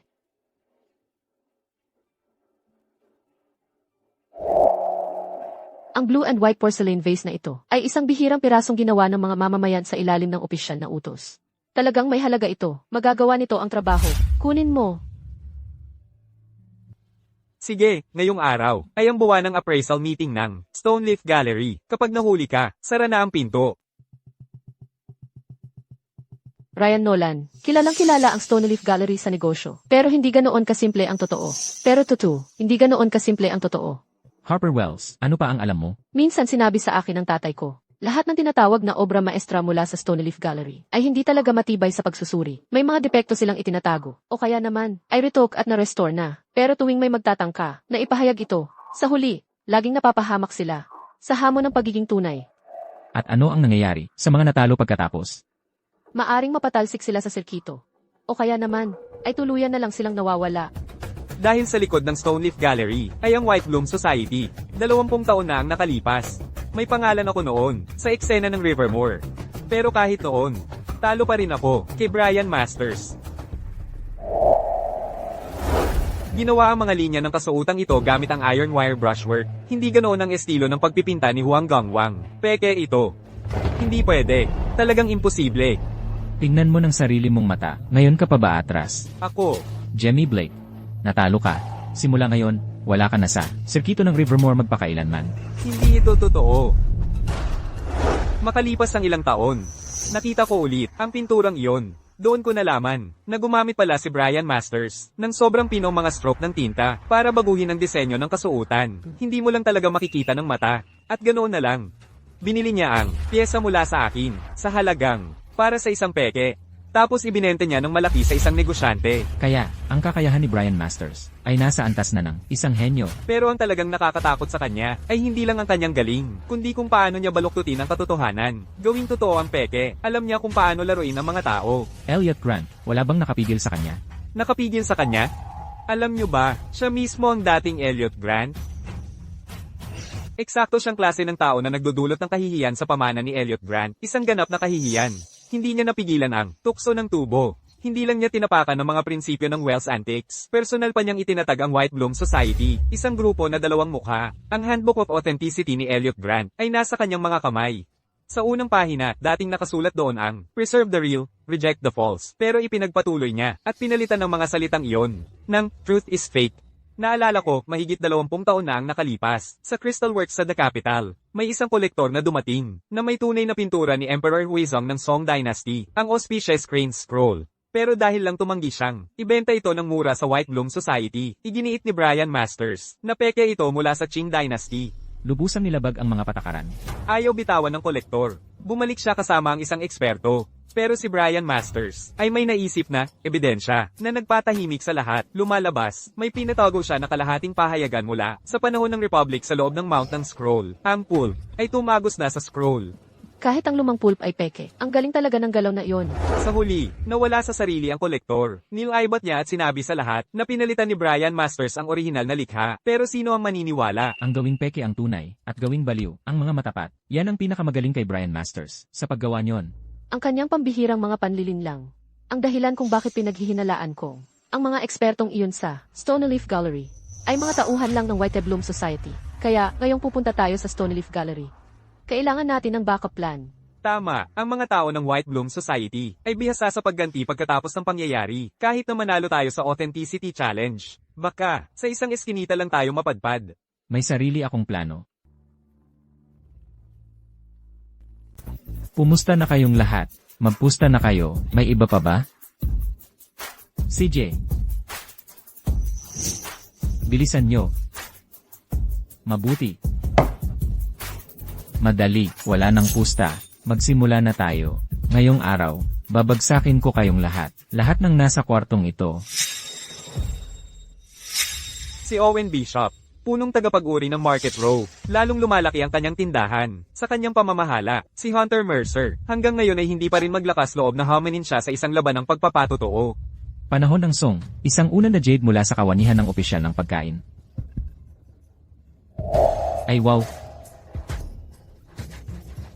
Tunay nga. Lahat ay akin na. Natalo na naman. Sinabi ko na sa iyo noon, tunay ito, pero hindi ka naniniwala sa akin. Seryoso. Ito ang dalawang ito, sina Martin Crowley at Victor Porter. Parehong dalubhasa sa larangan. Maraming may-ari ng tindahan ng Antigo ang nagmamakaawa sa kanila na patotohanan ang mga piyesa. Pero bihira silang mag-abala. Stoneleaf Gallery. Doon nangyayari ang mga tunay na pagsubok. Ang lugar na ito ay isang ganap na bahay, Sir On. Basta may hawak kang Antigo, gusto ng kahit sino na sumubok sa laro. Ang sining ng pagpapatotoo ay tungkol lang yan sa kung ano ang tunay at kung ano ang peke. Siyempre, may mas mahirap pang mga pasya. Ang makilala ang mga tunay na obra maestra. Ang mga kopya, ang mga sirang kalakal, ang malaman ang panahon, ang estilo, ang hornuhan. Iyon ang White Bloom Society, may mga lihim nilang manlalaro na nakatanim dito mismo sa sahig.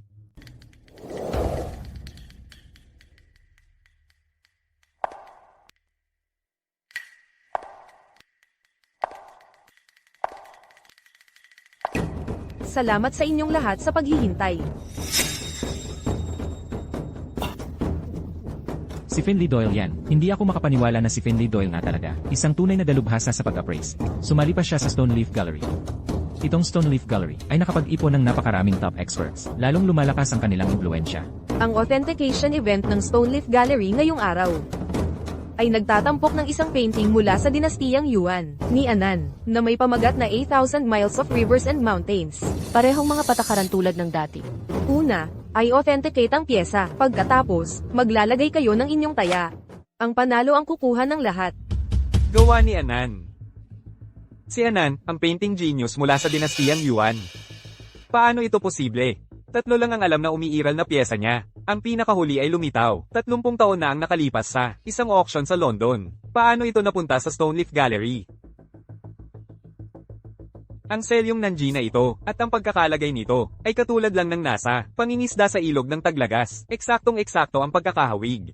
Ang lalim ng tinta, ay galing sa espesyal na tinta mula sa usok ng pino na ginamit noong dinastiyang Yuan. At hindi lang ang selyo, tingnang mabuti, ang brush technique sa mga bundok at ilog na ito, iyan ang signature angular style ni Anan. At ang mga flow and dry strokes na yon. Ang karaniwang peke ay hindi kayang gayahin ang ganitong klaseng kontrol. 30 taon na akong nagtatrabaho sa calligraphy at painting. Pero hindi pa ako nakakita ng ganoong kaganda at tunay na gawa ni Anan. Para makuha ito ng Stoneleaf Gallery na kayamanan, ang samahang White Bloom na sumusuporta sa kanila ay talagang may mga hindi kapanipaniwalang koneksyon.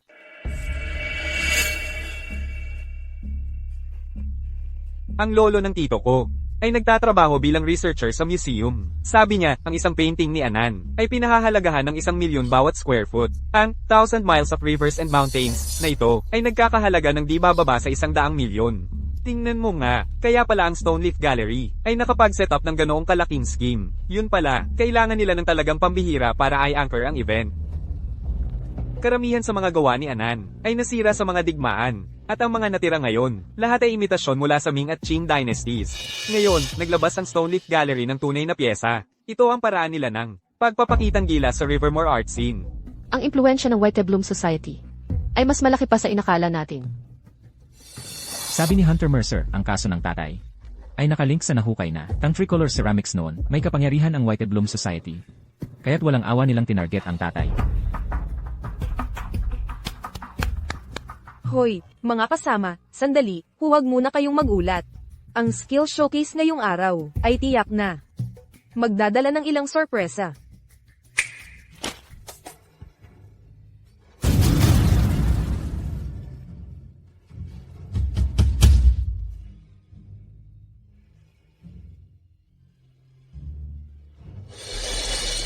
Tatlong painting. Hindi seryoso ba? Paano ito nangyari? Mula sa brushwork hanggang sa mga seal, pati na ang mga wormhole. At ang mga crease ay magkakapareho hanggang sa pinakamaliit na detalye. Ang paper grain nitong tatlong painting ay eksaktong magkapareho rin. Paano ito nangyari? Anong nangyayari? Kakaiba talaga ito. Pwede kayang pinagpatong-patong na zuan paper? May naghati ba ng isang painting sa tatlong magkakahiwalay? Oo, pinagpatong-patong na zuan paper nga siguro. Mayroon ga bang ganoong craft? Ang mga top-tier na mounting artist ay talagang kayang hatiin ang double-layered na swan paper sa 3 layer. Ang mga painting ni Anan ay gumagamit ng mas makapal na papel, kaya technically posible na paghiwalayin ang mga ito. Pero para gumawa ng 3 magkakaparehong painting na walang pagkakaiba kahit isa, ang ganitong klaseng skill ay nawala na ng ilang dekada. Ang The White Bloom Society ay talagang nakapag-ipon ng mga ganitong top experts. Kayong lahat dito sa Stoneleaf Gallery, mga bisita ng karangalan. Ngayong nandito tayong lahat, hindi ba't lahat tayo ay umaasang kumita? Ngayon, magsuri na po kayong lahat. May 3 painting sa kaliwa, gitna, at kanan. Unang round, kilalanin ang orihinal. Ano ba ang orihinal? Hindi mo ba alam yan? Ang pangalawang layer, yung painting. Sa ibabaw ang orihinal.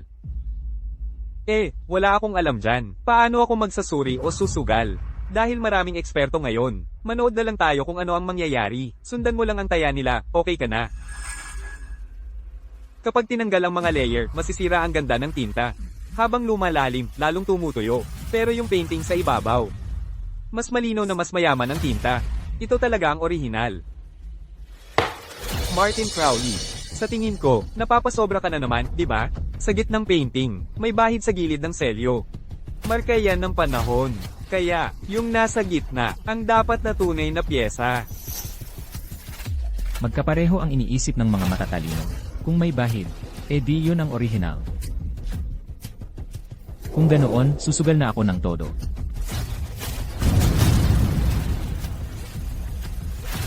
Dahil pinili ninyong lahat, yung nasa gitna, sa gitna na rin ako. Yan ang tuntunin ng sining. Kapag naipusta na, bawal nang bawiin. Martin Crowley, gusto mo bang tumaya ulit? Hindi pa huli ang lahat. Tapos na ako sa pagsusugal.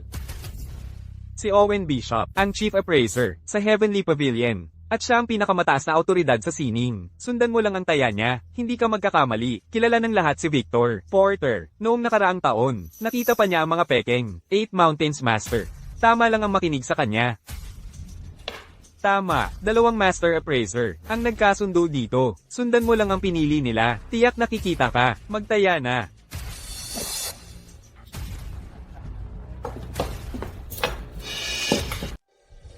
Ryan Nolan, paano mo napili? Ang kagamitang ito sa calligraphy. Ang hirap talagang pumili. Ryan Nolan.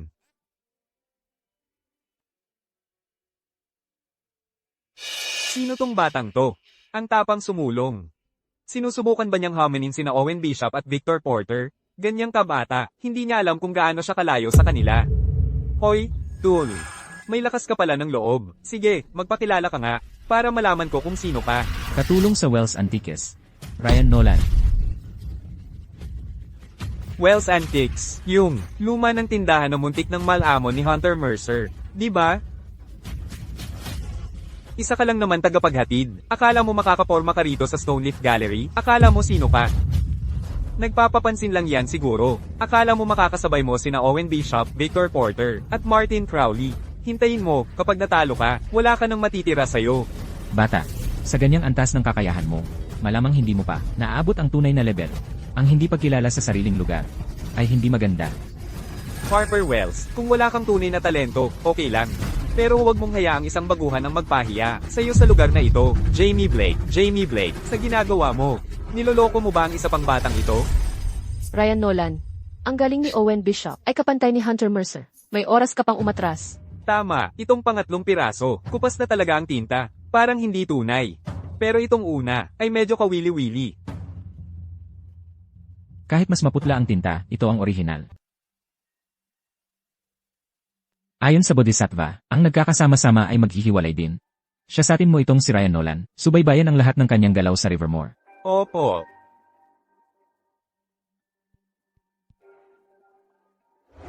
Gaano man ito kasoble, ito pa rin ang pinagmulan. Ryan Nolan, may punto si Jamie Blake. Pag-isipan mo. Harper Wells, magtiwala ka sa akin. Baka naging masyado lang akong luma sa pananaw. Baka oras na para magtiwala sa mas batang henerasyon. Ito, ang batang yan. Ikaw talaga, ayaw pang harapin ang katotohanan hanggat hindi ito nasa harap mo. At ikaw, Harper Wells, ang gusot-gusot mong tindahan ay malapit nang gibain ni Hunter Mercer. Pero may mood ka pa rin, dalhin ang batang baguhan na ito, dito para mapahiya ka lang. At itong si Jamie Blake, nawalan siya ng lahat noon, sa Portsville. At ngayon, sinusundan niya, ang isang walang kwentang babaeng boss, para lang makaraos. Ano, ganito ba ang katapusan mo? Babalik sa pinanggalingan? Nakaka-interes. Ang tatlong ito, may lakas pa ng loob na pumunta sa Stoneleaf Gallery. Ang tatlo nilang pinagsama-sama, hindi pa nga, katumbas ng isang daliri. Ng ating si Owen Bishop. Martin Crowley, salamat sa pagpapaunang puri sa amin. Nagpapakitang gilas lang sa mga tao, mga tanga. Mukhang wala kayong ibang magawa. Pumipili kami kung aling painting ang bibilhin. Kailangan ba talaga kayong mga nakikialam dito? Noong ako'y nagtatrabaho pa, sa Antique sa Crystal Works. Kayong mga ito, ay mga sanggol pa lang. Ikaw matanda. Nagmamagaling ka pa rin dahil lang sa tanda mo. Noong panahon mo, nung ikaw pa si Elliot Grant, tinawag mong peke ang bihirang piyesa ni Huang Gongdao at napalaya sa Skills Circle ng The Capital. Dapat ko bang banggitin yon dito para marinig ng lahat? Ikaw. At itong si Jamie Blake, naging katatawanan na ng buong antique scene. Umaasa pa ring makabangon. Kasama ang batang to, panaginip lang yan. Miss Wells, dapat nang magsara ka ng maaga. Huwag mong sayangin ang oras ng apprentice na ito. Hayaan mo siyang magtrabaho sa pantalan. Panaginip man o hindi. Malalaman natin kapag natanggal na ang selyo. Mga binibini at ginoo, may gusto pa bang sumali sa pastahan? Kapag naipusta na, hindi na pwedeng bawiin. G. Nolan. Mukhang ito ang unang beses ninyo sa Stoneleaf Gallery. Pwede akong gumawa ng eksepsyon para sa inyo. Bigyan kayo ng isa pang pagkakataong pumili. Pero baka gusto ninyong pag-isipang mabuti. Kung kayo ay matatalo, ang porcelain ng Yuan Dynasty na iyon ay mapupunta agad sa kanila. Bakit hindi ako nabibigyan ng ganyang trato? Evie, Doyle, paano kung ako ang manalo? Lahat dito ay nagkakahalaga ng daan-daang libo. Sa pinakamataas na, 10 isang taya. Kung kayo ay manalo, makukuha ninyo ang isang 3. Pero ang mataas na premyong iyon, ay may kasamang mataas na panganib. G. Nolan, dapat talaga ninyong pag-isipan itong mabuti. Hindi na kailangan. Tanga ka, hindi ka naman seryosong habol ang lahat ng premyong ito, di ba? Aba, para sa isang bata, malaki ang ambisyon mo. Mag-ingat ka, baka pati boxers mo, mawala pa. Crowley, matigas ang ulo ng batang ito. Wala siyang alam. Sige, kayong dalawa. Manatili na lang tayo, at panoorin ang palabas.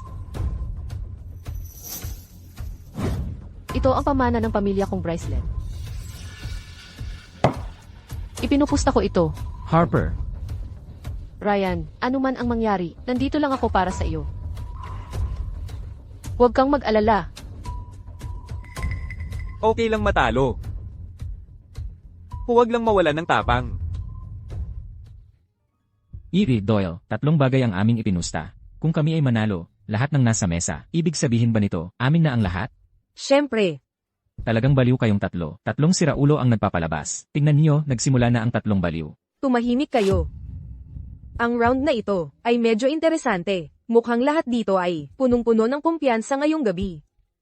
Sa mga eksperto tulad ninyo sa Rivermore, paano hindi lalago ang negosyo? Ngayong lahat ay nakapagpusta na. Simulan na natin ang pagbubukas. Unang round. Ipakita ang orihinal na bakas.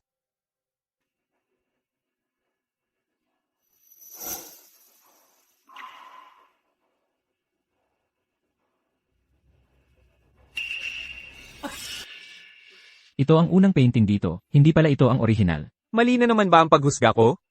Pagkakamali mo, parang normal na lang yan sa'yo. Ganyan talaga sila magtrabaho. Anong ibig mong sabihin, Jamie Blake? Kung matatalo ka ulit sa round na ito, ang sira-sira mong lumang tubo, wala na yan. Ano kaya ang isusugal mo sa susunod? Ikaw, Jamie, huwag mo silang pansinin. hindi naman talaga nagkamali si Jemmy. May, gumalaw sa, unang painting. Tuloy lang.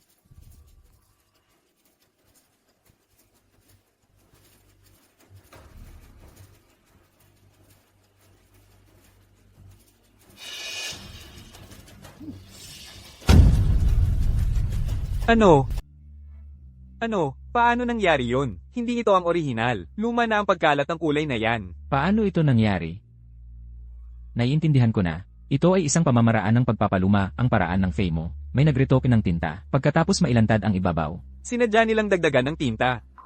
Kaya, sinadya itong isabutahin ng Stoneleaf Gallery. Para mapilitang pumili ng mali ang mga kalahok, tiyak na panlilin lang ng Stoneleaf Gallery ito. May sapat akong dahilan para maghinala, na wala sa 3 larawang ito, ang orihinal.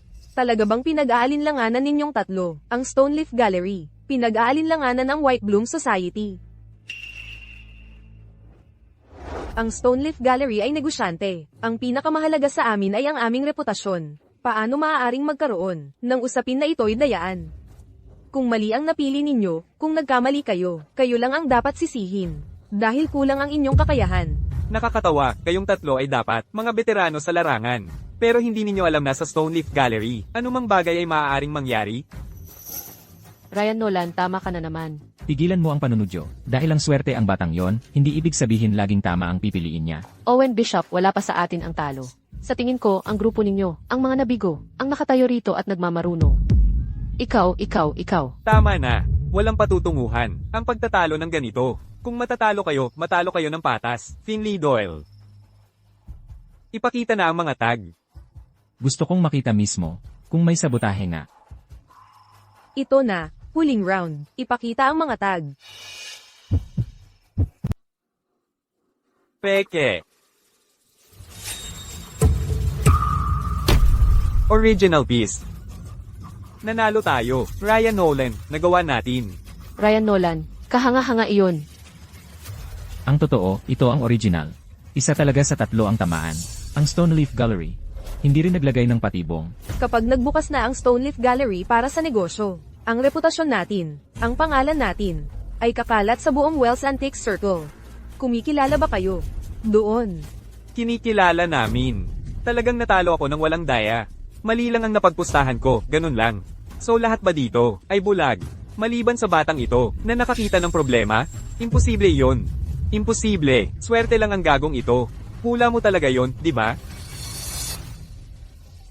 Nanalo tayo. Ang mga bata sa orphanage ay may sorpresa. Jamie Blake, halika rito. Hindi ka panipaniwala. Ito talaga ay, bawat henerasyon ay may bagong talento. Ryan Nolan, paano mo nalaman na ang pangatlong painting ang original? Hinulaan ko. Ako? Gagaw ka. Sige na, sabihin mo sa amin. Kapag nagpipinta si Anan, gusto niyang itago ang kanyang pirma sa kanang ibabang sulok. Ang nasa kanan lang, ang may maliit na karakter na Hinane na nakatago sa mga bato. Ang Pine Suit ink mula sa Yuan Dynasty ay hindi masyadong tumatagos, maliban sa original. Ang dalawa pa sa ibaba ay wala noon. Seryoso. May katuturan yon. Wells Antiques. Bakit hindi ko siya maalala? Sa Rivermore, Mayroon bang ganoong kalaking pangalan? 3 buwan na ang nakalipas. Lumitaw si Ryan Nolan sa Saltford. Pagkatapos noon, nagmakaawa siya para makapunta sa Rivermore. Tinanggap siya ni Harper Wells bilang isang apprentice. Walang nakakaalam ng kahit ano tungkol sa kanyang nakaraan. Pero ayon kay Hunter Mercer, alam niya ang tungkol sa fluorescence rust at ang twisting rust technique. Maaaring siya nga. ang anak ni Thomas Nolan. Oo. Kawili-wili. Noon, hinayaan nating mabuhay siya. Ngayon, kusang pumapasok siya sa ating mga kamay. Presidente, ano ang dapat nating gawin? Talagang nakaka-excite ito. Bantayan niyo siya. Tingnan natin kung makakapasa siya sa ikalawang round. Kahit na hindi nagdaya ang Stoneleaf Gallery. Ako, si Owen Bishop, ay hindi pa rin naniniwala. Finley Doyle. Ano ang nagpapanatag sa'yo na ang ikatlong piraso ang orihinal? Tama. Lahat tayo ay bihasa sa larangang ito. Kung ngayon, hindi mo mabigyan kami ng tunay na paliwanag. Huwag mong sisihin kami kung tatutol kami. Sisira mo ang reputasyon ng Stoneleaf Gallery. Eksakto. Ang katotohanan ang gusto namin. Oo, tama. Ang katotohanan. Ang katotohanan. Ang mga alalahanin ng lahat ay lubos na makatwiran. Sa Stoneleaf Gallery, kami ay magbubunyag ng katotohanan sa lahat ng narito. Lahat, pakitingnan po dito. Ano ang tinitignan natin? Ano ang espesyal dito? Wala namang nakakamangha. Huwag mo kaming lolokohin. Lahat. Tingnang mabuti. Teka, may mali. May mga salita. May mark na talaga. Hindi masama. Sa painting na ito, sa mga bitak ng mga bato, may napakaliit, napakaputlang karakter ng tinta para sa nan. Pero sa dalawa pang painting, wala ni isa. Wala talaga itong unang painting. Wala talaga. Wala rin ang pangalawa. Pero itong pangatlong painting, ito ang orihinal. Kaya may marka iyon. At para sa dalawang painting sa tabi nito, dahil hindi naman tumagos ng husto ang tinta, kaya walang paraan para malaman mo ang karakter na nan na iyon. Ang galing ng pagkakatago.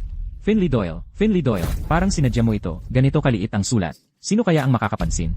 Tsaka ang dalawa pang painting ay nabago na rin. Kaya sa ganitong paraan, mukhang tunay nga talaga. Isang perpektong paglalaro ng maling direksyon. Itago ang tunay sa mismong harapan. Hindi ba iyon ang eksaktong layunin ng Wells Antiques? Ako. Kaya ang dalawa pang painting ay sadyang binago para akayin ang mga eksperto na isipin na ang dalawang iyon ang orihinal. Samantalang ang pinaka, hindi malamang na hitsura. Ang tunay pala simulat sa pool. Kaya ganoon ang paraan ng Stoneleaf Gallery para magkaroon ng malaking ingay. Makuha ang atensyon ng lahat sa painting na ito at saka ipagbibili nila ng 3 magkakahiwalay na beses ang parehong pyesa. Iyan ay isang kahangahangang trick. Ang pagsubok sa pagiging tunay kanina ay talagang nakakakaba. Salamat kay Ryan Nolan sa paghuli sa mga clue. Harper Wells. Swertihan lang talaga. Ang nanalo sa unang round na ito ay si Ryan Nolan. Ang nanalo, kukuha ng lahat. Ang nanalo, kukuha ng lahat. Sunod, pangalawang round. Pagkilala. Sa tunay. Ang mananalo. Ang makakahamon sa White Bloom Society. Hamonin ng White Bloom Society. Isang napakagandang pagkakataon nito para magkaroon ng pangalan sa mundo ng mga appraiser. Kung mananalo ka, Ikaw ang ituturing na susunod na rising star ng Rivermore sa trade. Ang iyong kinabukasan ay magiging walang hanggan, kaya pala lahat ay nagpupumilit na pumunta sa Stoneleaf Gallery para dito. Ngayon, nais kong tingnan ng lahat ang 8,000 miles of rivers and mountains na ito. Tunay ba ito? O peke lang? Kung sa tingin ninyo ay tunay, ilagay ang inyong taya sa kaliwa. Kung sa tingin ninyo ay peke, tumaya sa kanan. Teka, kailangan pa bang pag-isipan yan? Halatang halata namang tunay. Baka panlilinlang lang at babaligtarin nila. Peke yan sigurado. Para kang hindi pa nakakita ng mamahaling bagay sa buhay mo. Hayaan mong, turuan kita ngayon, ang mga batong bangin sa larawang ito, yung mga brushstroke na parang tinapyas ng palakol, ay punong-puno ng lakas. Ganito talaga ang estilo ni Anan sa kanyang huling mga taon. Tingnan mo rin ang selyong ito. Ang lalim at lilim ay pantay na pantay. Imposibleng magaya yan ng modernong pekador. Kaya, dito ako tataya. Tama. Espesyal na mountain paper ito. Ang Schwann style. Tunay na pyesa ang taya ko. Magtatala ako ng isang pares ng jade belt para sa tunay na panig. Itataya ko ang aming pamilyang. Heirloom na jade pendant. Itataya ko ang gintong bracelet ng asawa ko.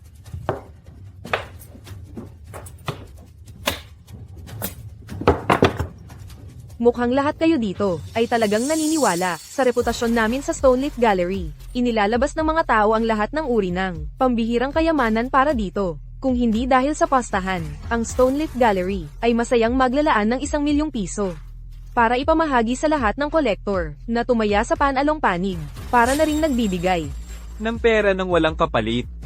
Parang napakadaling manalo nito. Sandali mga kasama. May isang tao dito na hindi pa naglalagay ng taya.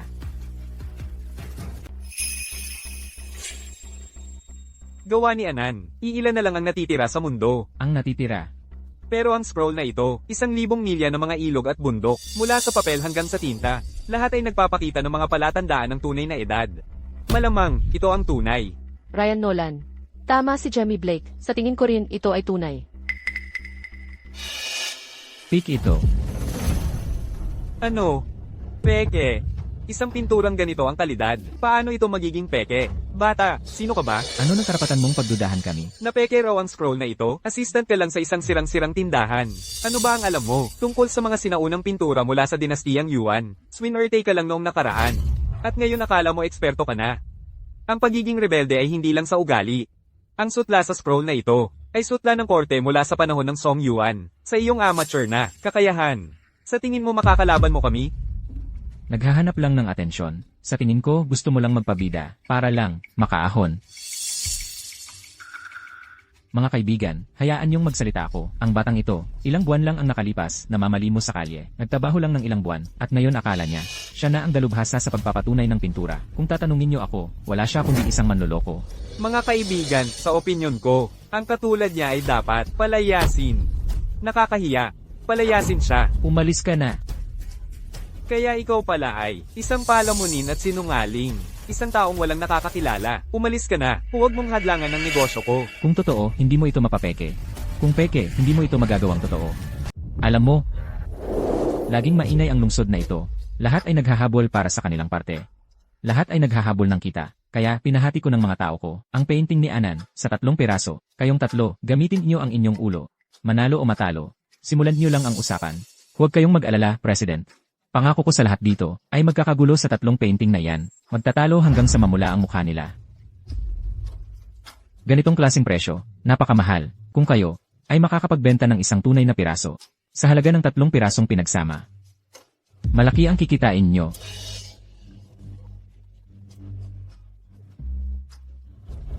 Bata, ang tingin ng lahat dito ay tunay ang painting na ito. Ang Stoneleaf Gallery ay naghanda pa ng premyo. Umaasa ang mga tao na swertehin sila. Ngunit ikaw, kailangan pang manggulo at sabihing peke ito, para bang sinasadya mong buluhin ang lahat. Mr. Nolan, magkakapareho tayo ng hanap buhay, kaya hindi ka ba nagtitiwala sa Stoneleaf Gallery? O hindi ka nagtitiwala sa White Bloom Society? Ikaw ba ay naghahanap lang ng gulo? Ryan Nolan. Alam kong may talento ka, at tiwala ako sa iyo. Pero, nakakuha lang tayo ng puhunan sa panalong ito. Bakit hindi na lang tayo huminto habang maaga pa? Bata. Noong nasa The Capital pa ako, nagkamali ako na ang tunay ay peke. At tuluyan akong nalugi. Kung ikaw ay hindi talaga sigurado, baka dapat mag-ingat na lang tayo. Hindi ako magkakamali. At ang paghinto habang maaga, pag-iingat. Hindi iyon ang paraan ko.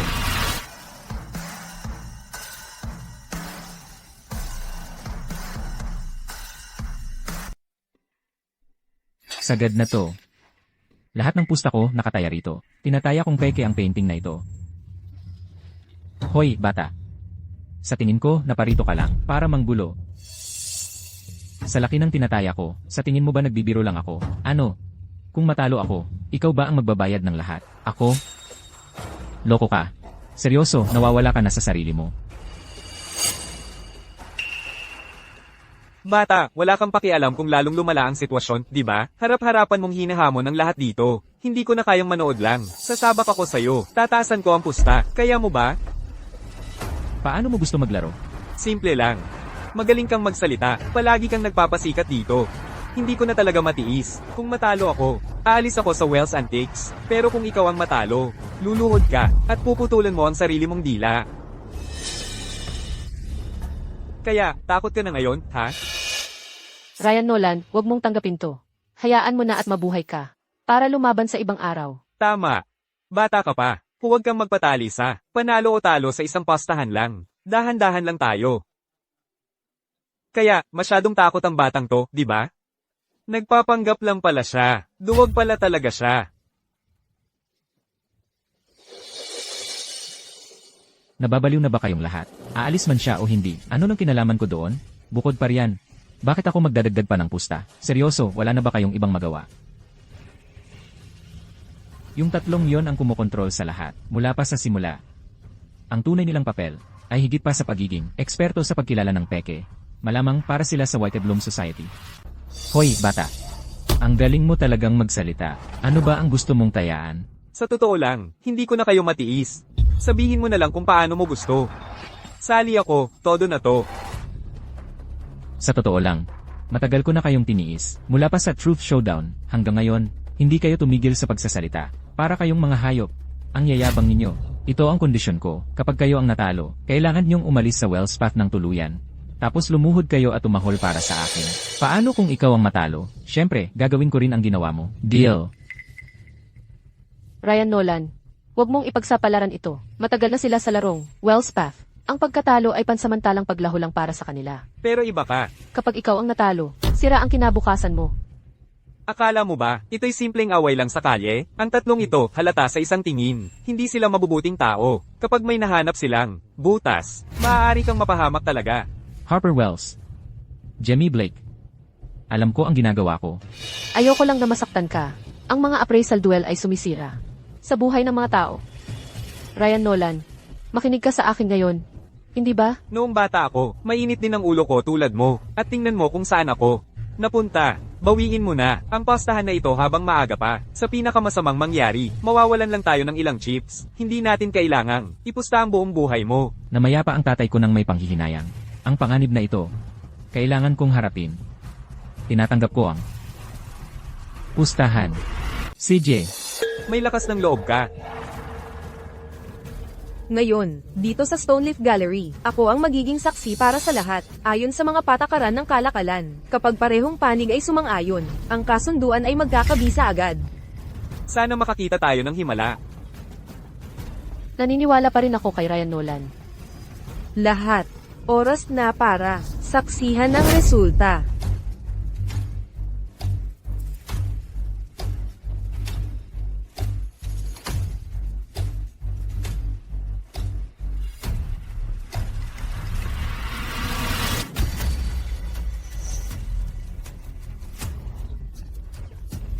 Nanalo tayo. Nagawa natin. Walang paraan na magkakamali ako ng hula. Bata, Isa ka lang mandaraya. akala mo talaga ang galing-galing mo. Mula simula hanggang katapusan. Swerte ka lang ng sobra. Bata, sa isang minuto, mas mabuting lumuhad ka at tumahol na parang aso. Maghintay ka lang.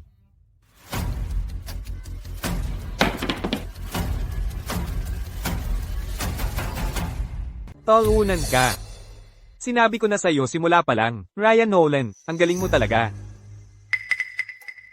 Parang natigilan sa takot tong bata, nakatayo lang dyan, hindi kumikilos. Nagpapanggap pa rin kalmado hanggang ngayon. Itong batang ito, nawawala sa sarili. Tapos na ang laban, bata. Bakit nakatayo ka pa rin dyan? Lahat ng tao dito ay makakasaksi nito.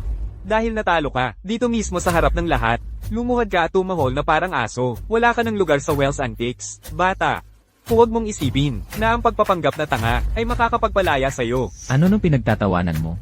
Bilisan mo, lumuhod ka na, at tumahol ka na. Finley Doyle. Siya ang nagtaas ng pusta. Natalo sa paligsahan. Kung ayaw niyang aminin, ano naman ang gagawin mo? Tungkol sa Stoneleaf Gallery. Siyempre, tutulungan namin ang natalo na tuparin ang kasunduan. At kung mayroon pa ring ayaw sumunod, Ayon sa mga patakaran, babaliin ang kanilang mga kamay. Hoy mga kasama, paano kung bigyan niyo ako, si Elliot Brandt, ng konting respeto ngayon, at palayain niyo na si Ryan Nolan? Jemmy Blake, lampas na tayo. Sa pag-iingat ng mukha ngayon, mga kasama, si Ryan Nolan ay isa sa aking mga tauhan dito. Dahil natalo siya, responsibilidad kong tulungan siya. Bibilhin ko ang kasunduan sa halagang 1 milyon. Ano sa palagay nyo? Harper Wells, akala mo ba pera ang solusyon sa lahat? Hayaan mong sabihin ko sa'yo, pera ang isang bagay na marami ako. Wala akong pakialam sa pera. Ang galing magpanggap nitong batang ito, di ba? Ang tapang at suwail. Nagpapanggap lang pala sa buong oras. Ngayon, sinasabi ko sa'yo, lumuhad ka at humingi ng tawad. At umalis ka na sa Wells Antiques. Iyon na ang pinakamagana parusa na maaari mong makuha. Bata, bibigyan kita ng 10 segundo. Lumuhad ka at humingi ng tawad. Kung hindi, huwag mong sisihin ang mangyayari sa susunod. Siyam, Pusta ay pusta. Tanggapin mo na, Ryan Nolan. 6, Ryan Nolan, ang mga patakaran ng Wells Antiques ay hindi dapat sinusuway. 5, 4, 3.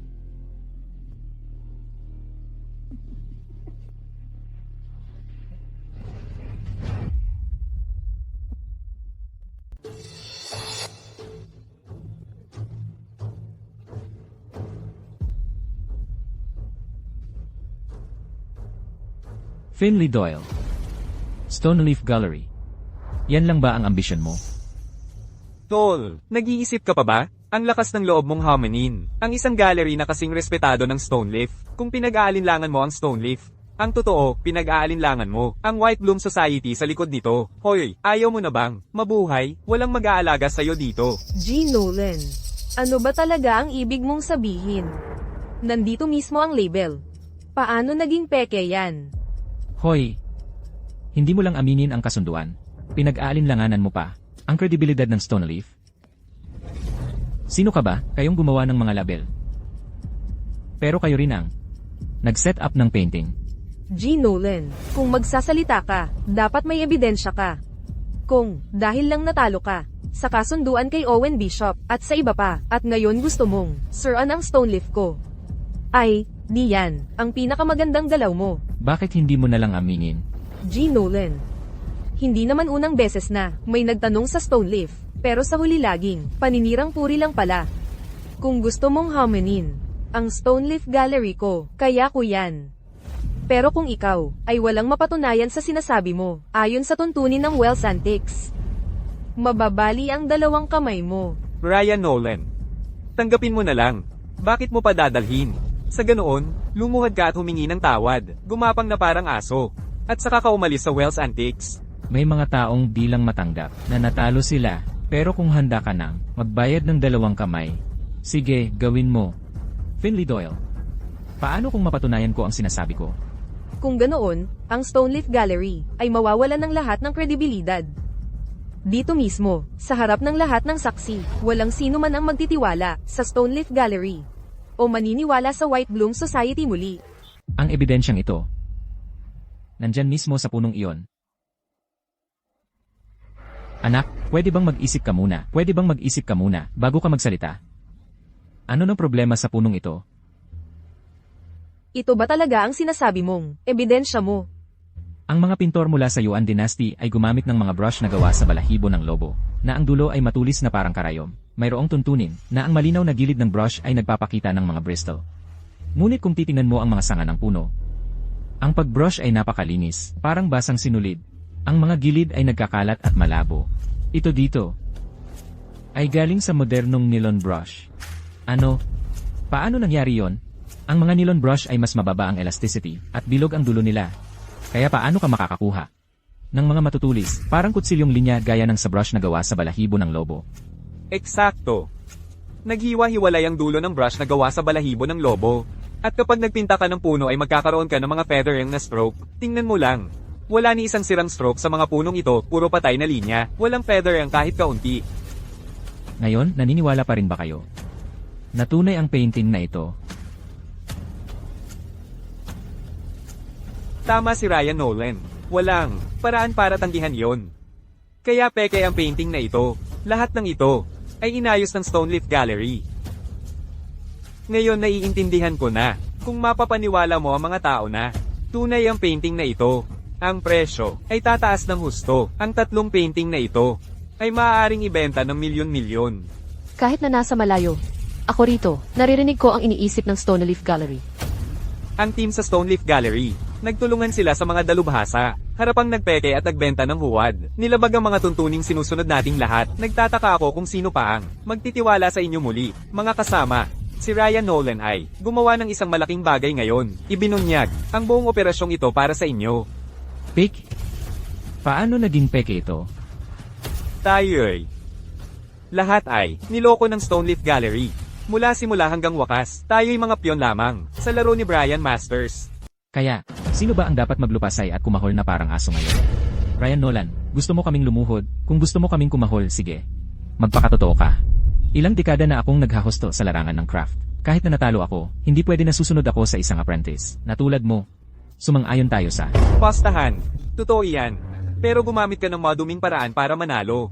Ang ganitong klaseng postahan ay hindi dapat umiral. Tama. Ganon din sa amin. Niloko rin kami ng Stoneleaf Gallery. Kaya bakit naman kami ang dapat magtiis ng ganitong kahihiyan? balak nyo bang magkaila? Ganun ba? Ang mga patakaran dito ay tungkol lang sa panalo at talo. Walang saysay ang mga dahilan. Nung pinapaluhod ninyo si Ryan, Nolan, naisip nyo ba na kayo rin ang mapapahamak sa huli? Ngayon, wala na kayo dito. Lahat kayo. Anong ginagawa mo? Miss Doyle, ang Stoneleaf Gallery ay saksi rin kanina. Kung ayaw nilang umamin, ano ang mangyayari? Si Mr. Nolan ay bata pa at mainit ang ulo. At si Mr. Bishop at ang iba pa. Nadala lang sila. Kung hindi sila magsasabi ng totoo, ang kanilang mga kamay ang puputulin. Mr. Nolan, paano kung ganito? Bayaran ka nila ng doble sa chips at tapos na ang usapan. Dobleng bayad. Ang gusto ko lang ay patas na laban sa larangan ng craft. O baka naman, kasabwat pala ang Stoneleaf Gallery sa kanila mula pa sa simula. Ngayon, handang-handang kayong magtakip para sa kanila. Kaya pala, ang yayabang nila kanina. Palibhasa. Magkakasama pala sila ng Stoneleaf Gallery.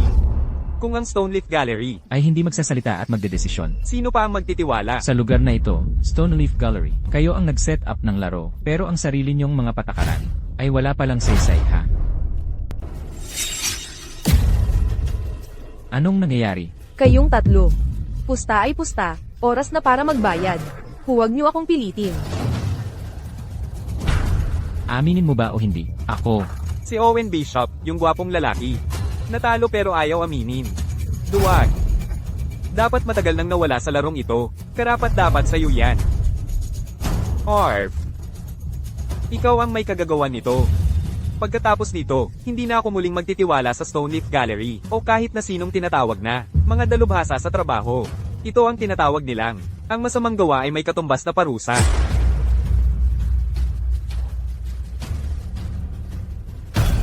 Simula ngayon, bilang kinatawan ni Elliot Grant, opisyal kong ipinahahayag ang mga kontrabida sa larangan.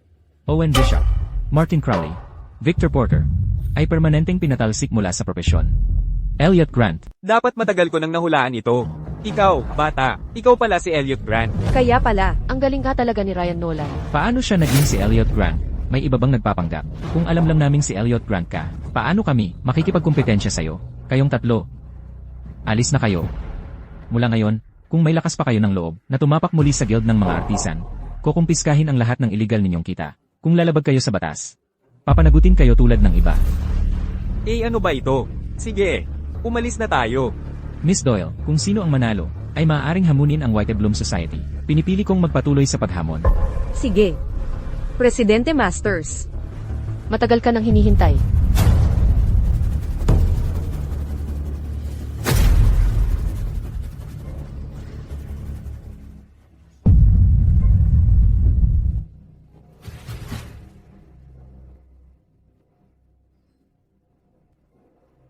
Presidente. Anak ni Old Nolan. Talagang kamukha ng tatay niya. Kilala mo ang tatay ko. Higit pa sa pagkakilala. Noon, ang Rustfording technique ng tatay mo ay iginagalang sa buong guild. Sayang lang. Masyado lang siyang matigas ang ulo. Ano ang nangyari noon?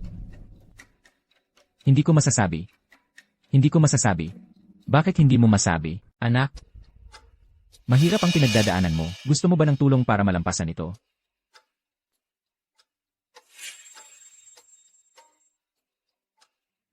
Sumali ka sa White Bloom Society. Manatili ka sa tabi ko. Lahat ng nangyari noon, buburahin ko ang lahat ng nakaraan mo. Ikaw ang mamamahala sa sangay ng Rivermore. Magkakaroon ka ng lahat ng kapangyarihan at karangyaan gusto mo. Namamatay ang tatay ko noon dahil sa mga taong katulad mo. Sa tingin mo talaga, bababa ako sa antas mo. May mga taong hindi na masasakit. Sa impyerno sila nababagay. Noon, ano ba talaga ang nangyari? Ikaw ba ang pumatay sa tatay ko? Hindi ko alam na may ganoong history. Si Ryan Nolan at ang White Bloom Society. Kaya pala si Ryan Nolan ay naghintay lang sa buong paraang ito. Para lang, mapilitan si Brian Masters na umalis. Mga ilang taon na ang nakalipas. Nagpalabas kami ng isang batch ng mga piraso ng tang tricolor. Masyadong matigas ang ulo ng tatay mo. Gusto niyang ihandog ang lahat sa bansa. Sinabi ng Badha na hindi kami pwedeng pumayag doon. Talaga bang desisyon iyon ng Badha? Tumanggi ang tatay ko at kayong mga tao ang pumatay sa kanya. Nag-init ka na. Noon, ang pakiramdam ng tatay mo ay halos katulad ng sayo ngayon. Galit, nagngangalit. Pinipigilan lang. Katulad lang. Ni Ryan Nolan, sinusubukan niyang ipag-init ka. Kung desidido ka, nalabanan ang White Bloom Society, ayusin natin ito sa isang laban. Isang tunay na pustahan. Kung mananalo ka, magiging bantog ang pangalan mo sa buong Wells Antiques. Kung matatalo ka, ang lahat ay magwawakas. Ano ang ibig mong sabihin na magwawakas ang lahat? Ibig sabihin, eksakto ang sinasabi nito. Ryan Nolan, umalis na tayo dito ngayon din. Huwag mong ipagsapalaran ito. Nandito na tayo. Sa tingin mo basta-basta na lang tayo alis ngayon. Ano ba ang nangyayari? Sinusubukan ba nilang ikulong tayo dito o ano? Hindi naman siguro ganoon kabigat. Ang dami natin. Malamang ay, hindi lang pinapalis si Ryan Nolan, di ba? Mga kasama, ang White Bloom Society ay nagpapasubok lang kay G. Nolan ng kaunting hamon sa pagiging tunay, yun lang. Hindi na kailangang mag-alala ang lahat.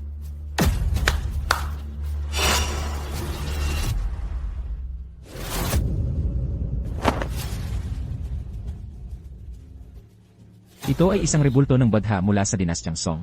Ito ang pinakamamahal na pamana ng White Bloom Society. Kung masasabi mo kung ito ay tunay, hahayaan kitang umalis dito ng buhay. Ibig sabihin, kung kaya mong ipagtagumpayan ang pag-alis. Kaya wala talaga akong pagpipilian, di ba? Bago natin opisyal na simulan ang hamong ito, gusto kong taasan ng kaunti ang pusta. Gusto mong malaman ang katotohanan. Ano naman ang ilalagay mo bilang pusta mo? Ang mga antigong nasa mesa. Kung pagsasama-samahin, halagang mahigit 2 milyon yan. Kumpiyansa akong, ang White Bloom Society ay tiyak na may sapat na kapangyarihan para bayaran lahat yan. Nakaka-interes. Sige, kasali ako. Kaya ngayon, lahat ay nakasalalay sa pagpapatunay kung tunay nga, magandang palabas ang magaganap. Kung hindi ito tunay, peke ito. Itong si Ryan Nolan. Seryoso ba siyang isasangkot ang White Bloom Society sa gulo na ito? Magiging interesante yan. Mr. Nolan. Sige na.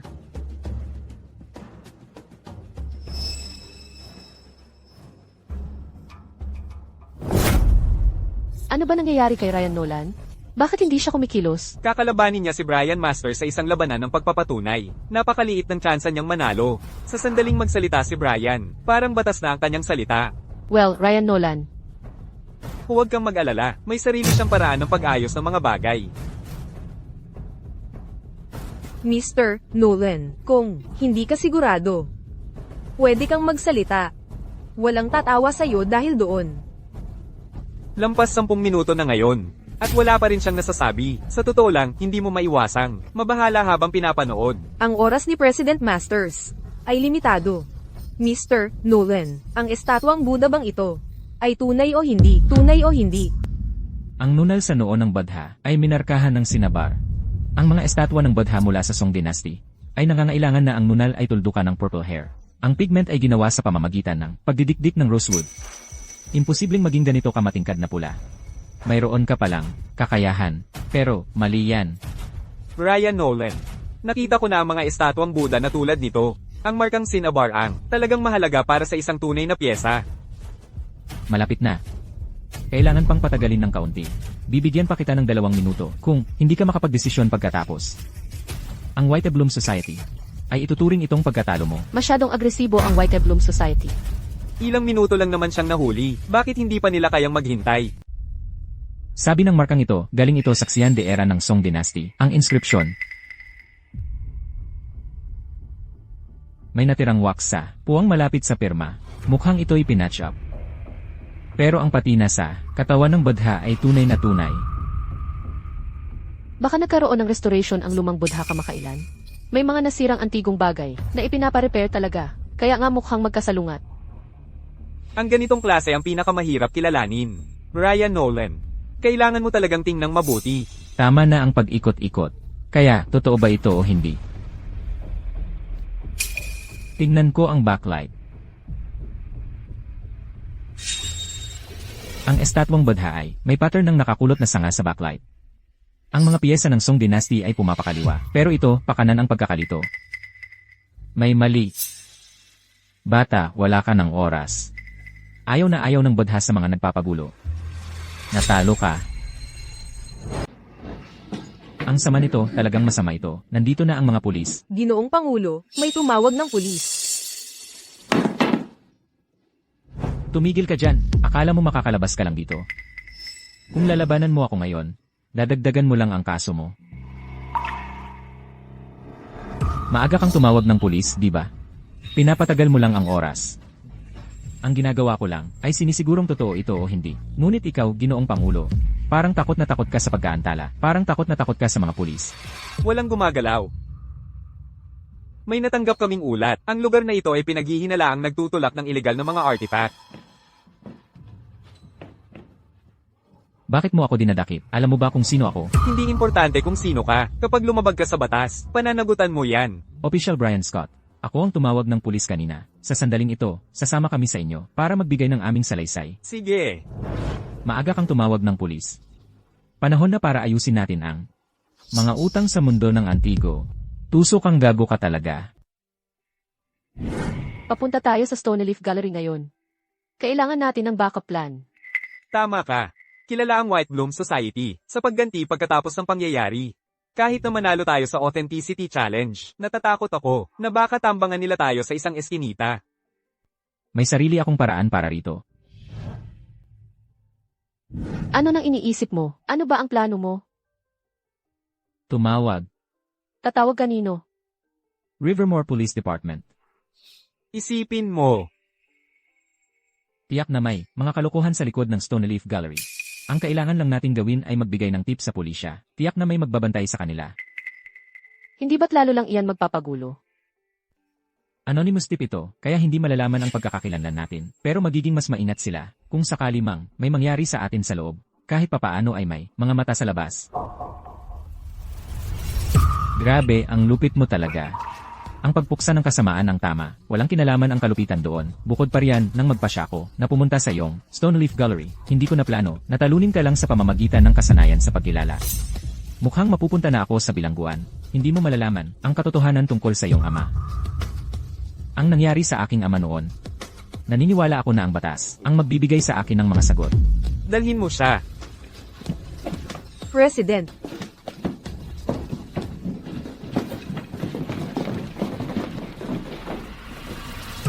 Ryan Nolan, ang Buddha statue na ito, tunay ba o hindi?